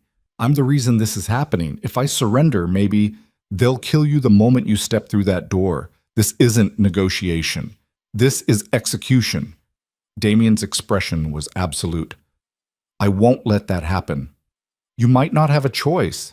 Before anyone could stop her, Elena moved to the door and shouted through the bullet holes. Brennan, I know you're out there. If you want to talk, I'll come out. Alone. Unarmed. But you let everyone else leave first. Silence fell across the corridor. Then Brennan's voice, chillingly calm. You think I'm stupid enough to let witnesses walk away? Everyone in that room knows too much. They all die. But if you come out now, I promise to make yours quick. Grant would have wanted that much mercy. Grant wanted me dead or destroyed. That's all he ever wanted. He wanted you to love him the way he loved you. Was that really so terrible? Elena felt rage crystallize in her chest, hot and sharp and clarifying. Yes, because his love felt like drowning, because he thought ownership was the same as devotion, because men like him and you never understand that control isn't care. You destroyed a good man's life. I survived a monster's marriage. There's a difference. More gunfire erupted, Hayes and his team advancing, trying to breach the patient room through overwhelming force. The barricade began failing, equipment toppling, the door splintering. We're out of time, Marcus said grimly. He was down to his last magazine. Lisa Chen had stopped returning fire entirely, too injured to continue. Damien looked at Elena with something raw in his eyes. I'm sorry. I promised to protect you. I should have. You did protect me. You gave me months of freedom I never thought I'd have. Elena reached for his hand. That matters. Whatever happens next, that matters. The door exploded inward. Hayes charged through, weapon raised. Damien fired 3 times. Hayes dropped, blood spreading beneath his tactical vest where armor didn't cover. But 2 more operators pushed through behind him. Professional, efficient, moving with coordinated precision that spoke of years training together. This was the end. Elena understood that with perfect clarity. They'd run out of ammunition, options, and time. Then the windows shattered. Ropes descended from above. 4 figures in black tactical gear rappelled into the room with explosive speed, weapons already firing. The hostile operators went down before they could process what was happening. More ropes, more tactical personnel. A full breach team inserting through the windows with military precision. The lead operator pulled off his mask. FBI Special Agent Morrison, the woman who'd arrested Judge Morrison at the courthouse. Federal agents, she announced. Everyone lower your weapons. We're extracting you now. Elena's knees gave out. Damien caught her, holding her upright as chaos swirled around them. How? Marcus started. Your distress call. We had a team en route already. When the shooting started, we redirected to external insertion. Agent Morrison gestured to her team. Clear the corridor. Find Brennan. I want him alive if possible. Her agents moved with brutal efficiency, securing the area. The hostile operators were dead or dying. Hayes bled out on the floor, eyes staring at nothing. but Brennan was nowhere to be found. "He's running," Agent Morrison said into her radio. "Lock down all exits. I want—" Gunfire erupted from somewhere near the main elevator. Sustained automatic fire. Then silence. One of the FBI agents reported through the radio. "Target acquired. Brennan attempted escape through the parking garage. Officers engaged. Suspect is down. Repeat, suspect is down." Elena's entire body went numb. "Is he—" "We need confirmation," Agent Morrison said. "Stay here.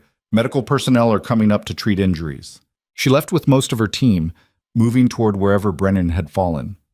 Elena stood in the destroyed patient room, surrounded by bodies and blood and the wreckage of Brennan's final revenge attempt. Damien's arm stayed around her shoulders, the only solid thing in a world that wouldn't stop tilting. "It's over," Marcus said quietly. "It's actually over this time." But Elena couldn't believe it, wouldn't believe it, not until she saw Brennan's body herself. They waited in terrible silence until Agent Morrison returned, expression grim. "Thomas Brennan is dead," she confirmed. "Suicide by cop. He fired on responding officers until they had no choice but to return fire. He's gone." The words should have brought relief, should have closed the final chapter of this nightmare. Instead, Elena felt hollow, like some essential part of her had burned away in the fire of survival, leaving only ash. Paramedics flooded the secure wing, triaging injuries. Lisa Chen was rushed to emergency surgery for internal bleeding from torn stitches. Marcus had superficial wounds from flying debris. Damien had taken a graze along his ribs that looked worse than it was. Elena's ankle had swollen grotesquely. A paramedic wrapped it in ice and gave her something for the pain that made everything feel distant and unreal. They were escorted from the hospital through a maze of police and federal agents. More media waited outside, cameras rolling, reporters shouting questions Elena's exhausted brain couldn't process. Patricia Stone appeared like magic, shielding them from the worst of it, providing no comment statements while guiding everyone to waiting vehicles. Dawn was breaking as they finally reached the estate. The mansion looked peaceful in the early morning light, all evidence of yesterday's violence erased by efficient cleaning crews. Elena stood in the foyer exactly where she'd stood that first night when Damien had offered her sanctuary. It felt like years ago instead of weeks. "You should rest," Damien said gently. "We all should." "I don't think I can sleep." "Then sit with me. We don't have to talk. Just sit." They ended up in the library, the room where they'd first kissed, where everything had shifted from rescue to something deeper. Dawn light painted the windows gold. Marcus had gone to his own quarters to rest. Patricia was handling federal debriefings and media coordination. The estate staff moved through distant rooms, giving them privacy. 3 people died tonight, Elena said quietly, because Brennan couldn't accept that Grant was responsible for his own destruction. 4, Damien corrected, including Brennan himself. Does it ever stop, the violence? Sometimes, when people choose to let it stop. Damien looked exhausted beyond measure. But men like Grant and Brennan never learned that choice. They were too committed to control. And what about you? What are you committed to? Damien was quiet for a long moment. I used to think I was committed to justice. To protecting people the system failed. But the truth is messier. I'm committed to survival, to building something that can't be easily destroyed. And lately, to making sure you stay alive long enough to figure out who you are outside of fear. I don't know if I'll ever figure that out. Then we'll figure it out together. Or separately, if that's what you need. He met her eyes. You're free now, Elena. Truly free. Grant's dead. Brennan's dead. The corrupt system that protected them is being dismantled piece by piece. What happens next is entirely your choice. The word, choice, still felt foreign.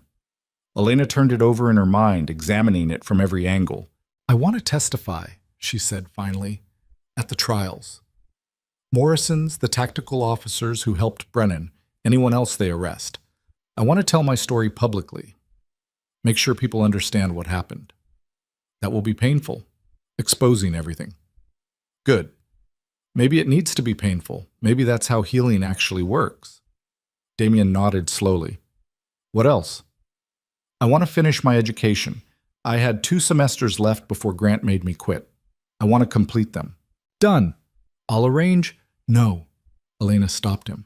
I'll arrange it. Using my own resources. Applying for financial aid, doing it the way normal people do things. She took a shaky breath. I need to learn how to exist without someone rescuing me or controlling me or making decisions on my behalf. Understood. But I also don't want to leave here yet, not immediately. I need time to figure out what normal actually means. She looked at him. Is that okay? Can I stay while I work through everything? This is your home for as long as you want it to be. Damien's voice carried absolute sincerity. Stay a month, stay a year, stay forever. Whatever you need. They sat in comfortable silence as the sun climbed higher, painting the library in warm light that felt like possibility. The following weeks passed in strange limbo. Elena gave deposition after deposition to federal investigators, reliving her marriage and escape in excruciating detail. Patricia Stone guided her through media requests, helping her decide which interviews to grant and which to decline. The story exploded nationally. Abuse survivor defeats corrupt system. Woman trapped between two dangerous men finds her own strength. The narrative oversimplified everything, but Elena understood that's what media did. Reduced complex trauma to digestible sound bites. What mattered was that other women started reaching out. Dozens at first, then hundreds, sharing their own stories of abuse and escape. Elena read every message, cried over most of them, and began understanding that her survival meant something beyond her own freedom. Judge Morrison pleaded guilty to corruption charges and was sentenced to 12 years in federal prison. 3 other officers connected to Brennan's conspiracy were arrested and charged. Internal investigations swept through multiple police departments, exposing networks of abuse and protection that had operated for decades. Grant Holloway's death was officially ruled justified self-defense. All investigations closed, his reputation destroyed posthumously as evidence of his pattern of abuse became public record. Margaret Chen accepted a plea deal, 5 years in federal prison for conspiracy and aiding in criminal acts. Her daughter Jessica testified against her, describing years of watching her mother consume herself with grief and rage. The estate gradually returned to something like normalcy. Staff who'd left during the chaos returned. Security protocols were updated. The bullet holes and broken windows became memory rather than reality. 2 months after Brennan's death, Elena enrolled at the university to complete her degree. She attended classes like a regular student, took notes, participated in discussions about literature and theory. It felt surreal after everything that had happened. But she kept showing up, kept choosing normalcy even when it felt impossible. Damien gave her space to breathe and grow. They had dinner together most evenings, talking about classes or current events or nothing significant. The intensity of those early weeks faded into something gentler. Friendship, maybe. Or the beginning of something neither knew how to name yet. 3 months after Brennan's death, Elena defended her thesis on trauma narratives in contemporary fiction. Her professors praised the depth of analysis and personal insight. She didn't tell them that every word came from lived experience. 4 months after Brennan's death, Lisa Chen was released from the hospital after multiple surgeries. She'd been quietly helping federal investigators piece together the full extent of Brennan's conspiracy. Elena visited her once, bringing flowers and gratitude. "You saved my life," Elena said. "I did what I should have done from the beginning, chose right over loyalty." Lisa looked older somehow, worn down by physical pain and moral complexity. "My aunt and cousin are testifying at her sentencing hearing next week, asking for leniency. I don't know if I can be there." "You don't have to. Family is complicated." "Yeah, it is." They talked for an hour about nothing important. 2 women connected by tragedy, finding tentative peace in shared survival. 5 months after Brennan's death, on a gray autumn afternoon, Elena found herself standing at Grant's grave. She hadn't planned to come here. Her feet just carried her to the cemetery, where he'd been buried in a quiet service attended by the few people who still believed his lies. The headstone was simple. His name. His dates. No meaningful inscription because nobody could agree what he'd actually been. Elena stood there for a long time, feeling nothing. No rage, no grief, just emptiness where he'd once consumed her entire existence. "I don't forgive you," she said quietly. "I'll never forgive you. But I'm done letting you haunt me. Done giving you space in my head. You're dead, and I'm alive, and that's all the justice I'm going to get." She turned and walked away without looking back. Damien waited near the cemetery entrance, leaning against his car, giving her the privacy to say whatever she needed. "How do you feel?" he asked when she reached him. "Empty, but good empty, like making space for something better." "That's growth." They drove back to the estate in comfortable silence. Autumn leaves painted the roads gold and red, the world transitioning into something new. That evening, Elena found Damien in his office reviewing legitimate business contracts, the legal side of his empire that didn't involve gray areas or moral compromise. "Can I ask you something?" she said from the doorway. "Always." "When does the guilt stop? The feeling that everyone who died because of me could have been prevented if I'd just stayed with Grant." Damien set down his pen. "It doesn't stop.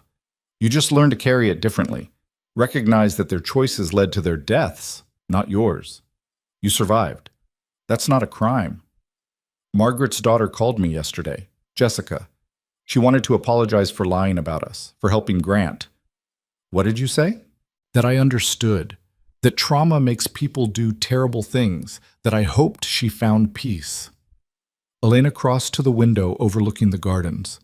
"She asked if I hated her mother for what she did. I told her no. I just felt sad that grief turned Margaret into someone who'd sacrifice everything for revenge that solved nothing. That's generous? It's honest. I've spent too much time drowning in hate. I'm tired of it." Damien joined her at the window. They stood side by side, not quite touching, watching the sun set over grounds that had witnessed so much violence and somehow still looked peaceful. "I'm thinking about starting a foundation," Elena said, "using money from the civil suit against Grant's estate.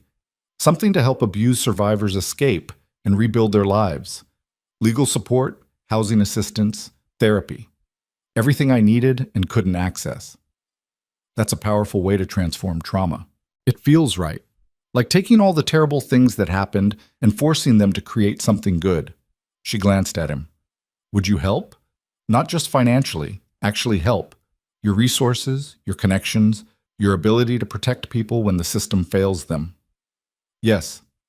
No hesitation. "Whatever you need." "I need a partner. Someone who understands that sometimes protecting people means operating outside comfortable boundaries.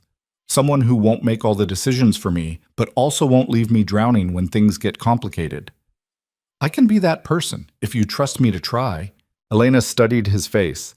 This complicated, dangerous man who'd saved her life repeatedly and revealed himself capable of terrible things. She'd spent 5 months learning to separate rescue from control, gratitude from obligation, safety from dependency. "I trust you," she said finally. "Not blindly, not completely, but enough to build something together." Damien's expression softened into something almost vulnerable. "That's more than I deserve." "Probably, but it's what I'm offering anyway." 6 months after Brennan's death, on the anniversary of the night Elena had fled onto that midnight train, the foundation officially launched. They called it Sophia's House, named for Damien's sister, the woman whose death had motivated him to become the person who'd recognize Elena's desperation and intervene. The media covered the launch extensively. Abuse survivor and reformed criminal justice advocate working together to fix a broken system. The narrative was still oversimplified, but the work was real. Elena stood at the podium during the press conference, hands trembling slightly as cameras flashed and reporters listened.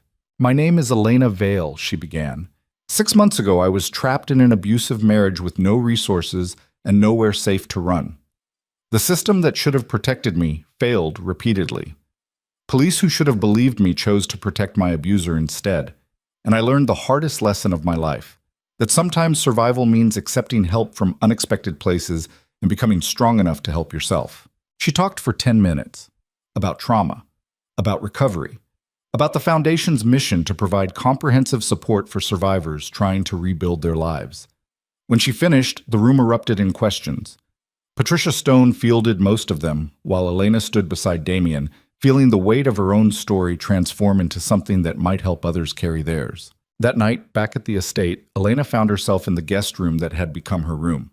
All her belongings had slowly accumulated here over the months. Books she'd bought, clothes she'd chosen, art she'd selected for the walls, evidence of a life she was actively building rather than passively enduring. A knock on the door. Damien carrying 2 glasses of wine. "Celebrating?" he asked. "Surviving. There's a difference. Important difference." He handed her a glass, then settled into the chair by her window. "You were incredible today. The press conference, the interviews. You owned your story without letting it own you. It helps having good lawyers and a safety net." Elena sipped her wine. "I keep thinking about all the women who don't have that, who are right now where I was 6 months ago, trapped and terrified, convinced there's no escape. We can't save everyone." "No, but we can save some. That has to be enough." They sat in comfortable silence, watching the moon rise over the grounds. So much had changed since that first night when Elena arrived broken and desperate. The woman she'd been then felt like someone else entirely. "Can I ask you something personal?" Damien said quietly. "Of course." "Do you ever regret getting on that train, meeting me, everything that followed?" Elena considered the question carefully. "If I'd stayed on the train past your station, Grant would have found me eventually. He'd have dragged me home and probably killed me within a week. So, no, I don't regret the choice that kept me alive long enough to learn how to fight back. But I regret the collateral damage. People who died because I was trying to survive. That weight doesn't disappear just because I'm grateful to be alive. It shouldn't disappear. The moment we stop feeling the weight of consequences is the moment we become the monsters we're fighting against." Damien finished his wine. "For what it's worth, I don't regret it either. Not any of it. You reminded me that protecting people isn't just about power or control. It's about giving them the tools to protect themselves. Is that what we're doing with the Foundation? It's what we're trying to do. Whether we succeed is another question." Elena stood and moved to where Damien sat. She took his face in her hands and kissed him. Not desperately, like that first kiss months ago. Gently, with intention and choice and the understanding that came from months learning each other beyond crisis. When they broke apart, Damien looked at her with quiet wonder. "What was that for?" he asked. "For being patient while I figured out the difference between gratitude and actual feeling. For not pushing when I needed space. For helping me become someone who could choose this instead of falling into it." "And what are you choosing?" "I'm choosing to see where this goes. No promises beyond that. No declarations of forever. Just possibility." "I'll take possibility."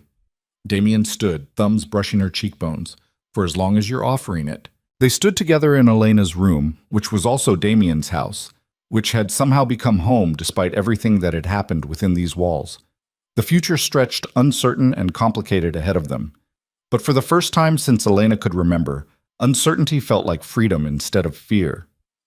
7 months after that midnight train, 8 months after Brennan's death, a full year after the nightmare began, Elena stood in the library that had witnessed so many turning points, now transformed into the Foundation's temporary headquarters. Phones rang constantly, staff coordinated with shelters and legal advocates and therapists. Women's voices filled the space, survivors supporting survivors, turning individual trauma into collective action. Damien worked from his office down the hall, keeping appropriate professional distance from the Foundation's operations while providing resources and connections when requested. They'd learned to navigate the complexity of their relationship.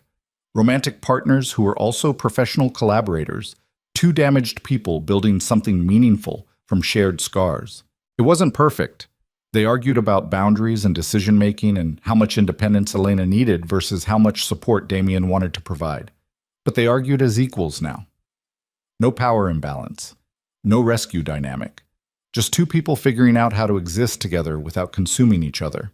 On a cold December evening, almost a full year after that first midnight train, Elena received a call from a detective in Grant's old department. They'd found something during the final evidence review before closing his case permanently. A box in Grant's home office, hidden behind a false panel. Inside were dozens of photographs of women, not Elena, different women from years before their marriage. Each photo showed bruises, injuries, evidence of abuse spanning back to Grant's early 20s. Elena had never been his first victim, just his last. She sat with that information for a long time, feeling something shift in her understanding. Grant hadn't been made into a monster by her leaving. He'd always been one. She'd just been unlucky enough to become his target. The guilt she'd carried, that somehow she'd driven him to violence, that she was responsible for everything that followed, finally began releasing its grip. She'd survived a monster, nothing more, nothing less. That night, she found Damien in the library reading case files for the Foundation's newest clients. "The detective called," she said. "They found evidence that Grant abused at least 7 other women before me, some during relationships, some during arrests. A pattern going back 15 years. Damien looked up. "How do you feel?" "Like I've been carrying responsibility for something that was never mine to carry." Elena sank into the chair across from him. "I didn't break Grant Holloway. He was already broken. I just refused to keep pretending he wasn't." "That's truth." "Yeah, it is." She was quiet for a moment. "I want to find those other women, the ones Grant hurt before me. Offer them support. Let them know they weren't alone, that someone finally believes them. The Foundation can help with that." "I know, but I want to do it personally, not as the Foundation director, as someone who understands." Elena met his eyes. "Is that too much? Taking on other people's trauma when I'm still processing my own?" "Only you can answer that. But from where I'm sitting, you're one of the strongest people I've ever met. If you think you can carry it, you probably can." Elena thought about strength, about survival, about the difference between enduring pain and transforming it into purpose. "I'm not strong," she said quietly.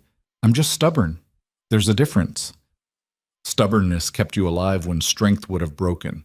I'll take stubborn any day." They sat together as winter darkness fell outside. 2 survivors who'd found each other in the worst possible circumstances and somehow built something resembling peace from the wreckage. Elena understood now that healing wasn't linear, that some days she'd wake up feeling powerful and others she'd wake up terrified Grant was still alive. That triggers would ambush her at random moments. A raised voice, a particular cologne, the sound of footsteps behind her in empty hallways. But she also understood that surviving didn't require perfection. It just required showing up, day after day, making choices, building a life, refusing to let trauma have the final word. "Thank you," she said suddenly. Damien looked up from his reading. "For what?" "For answering my call for help on that train, for giving me space to heal without abandoning me, for becoming the kind of partner who treats me like an equal instead of a project."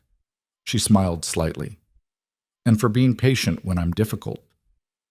"You're not difficult, you're human, there's a difference. Still, thank you." "You're welcome. Though for the record, you saved yourself. I just provided resources." "We saved each other. That feels more accurate." Damien nodded slowly. "Yeah, it does." Outside, snow began falling, the first real snow of winter. Elena watched it through the library windows, transforming the estate's grounds into something clean and new. She thought about the woman she'd been a year ago, terrified, broken, convinced she'd never escape the cage her marriage had become. That woman was gone now, not erased, but transformed, stronger for having survived, wiser for having learned what real safety actually felt like.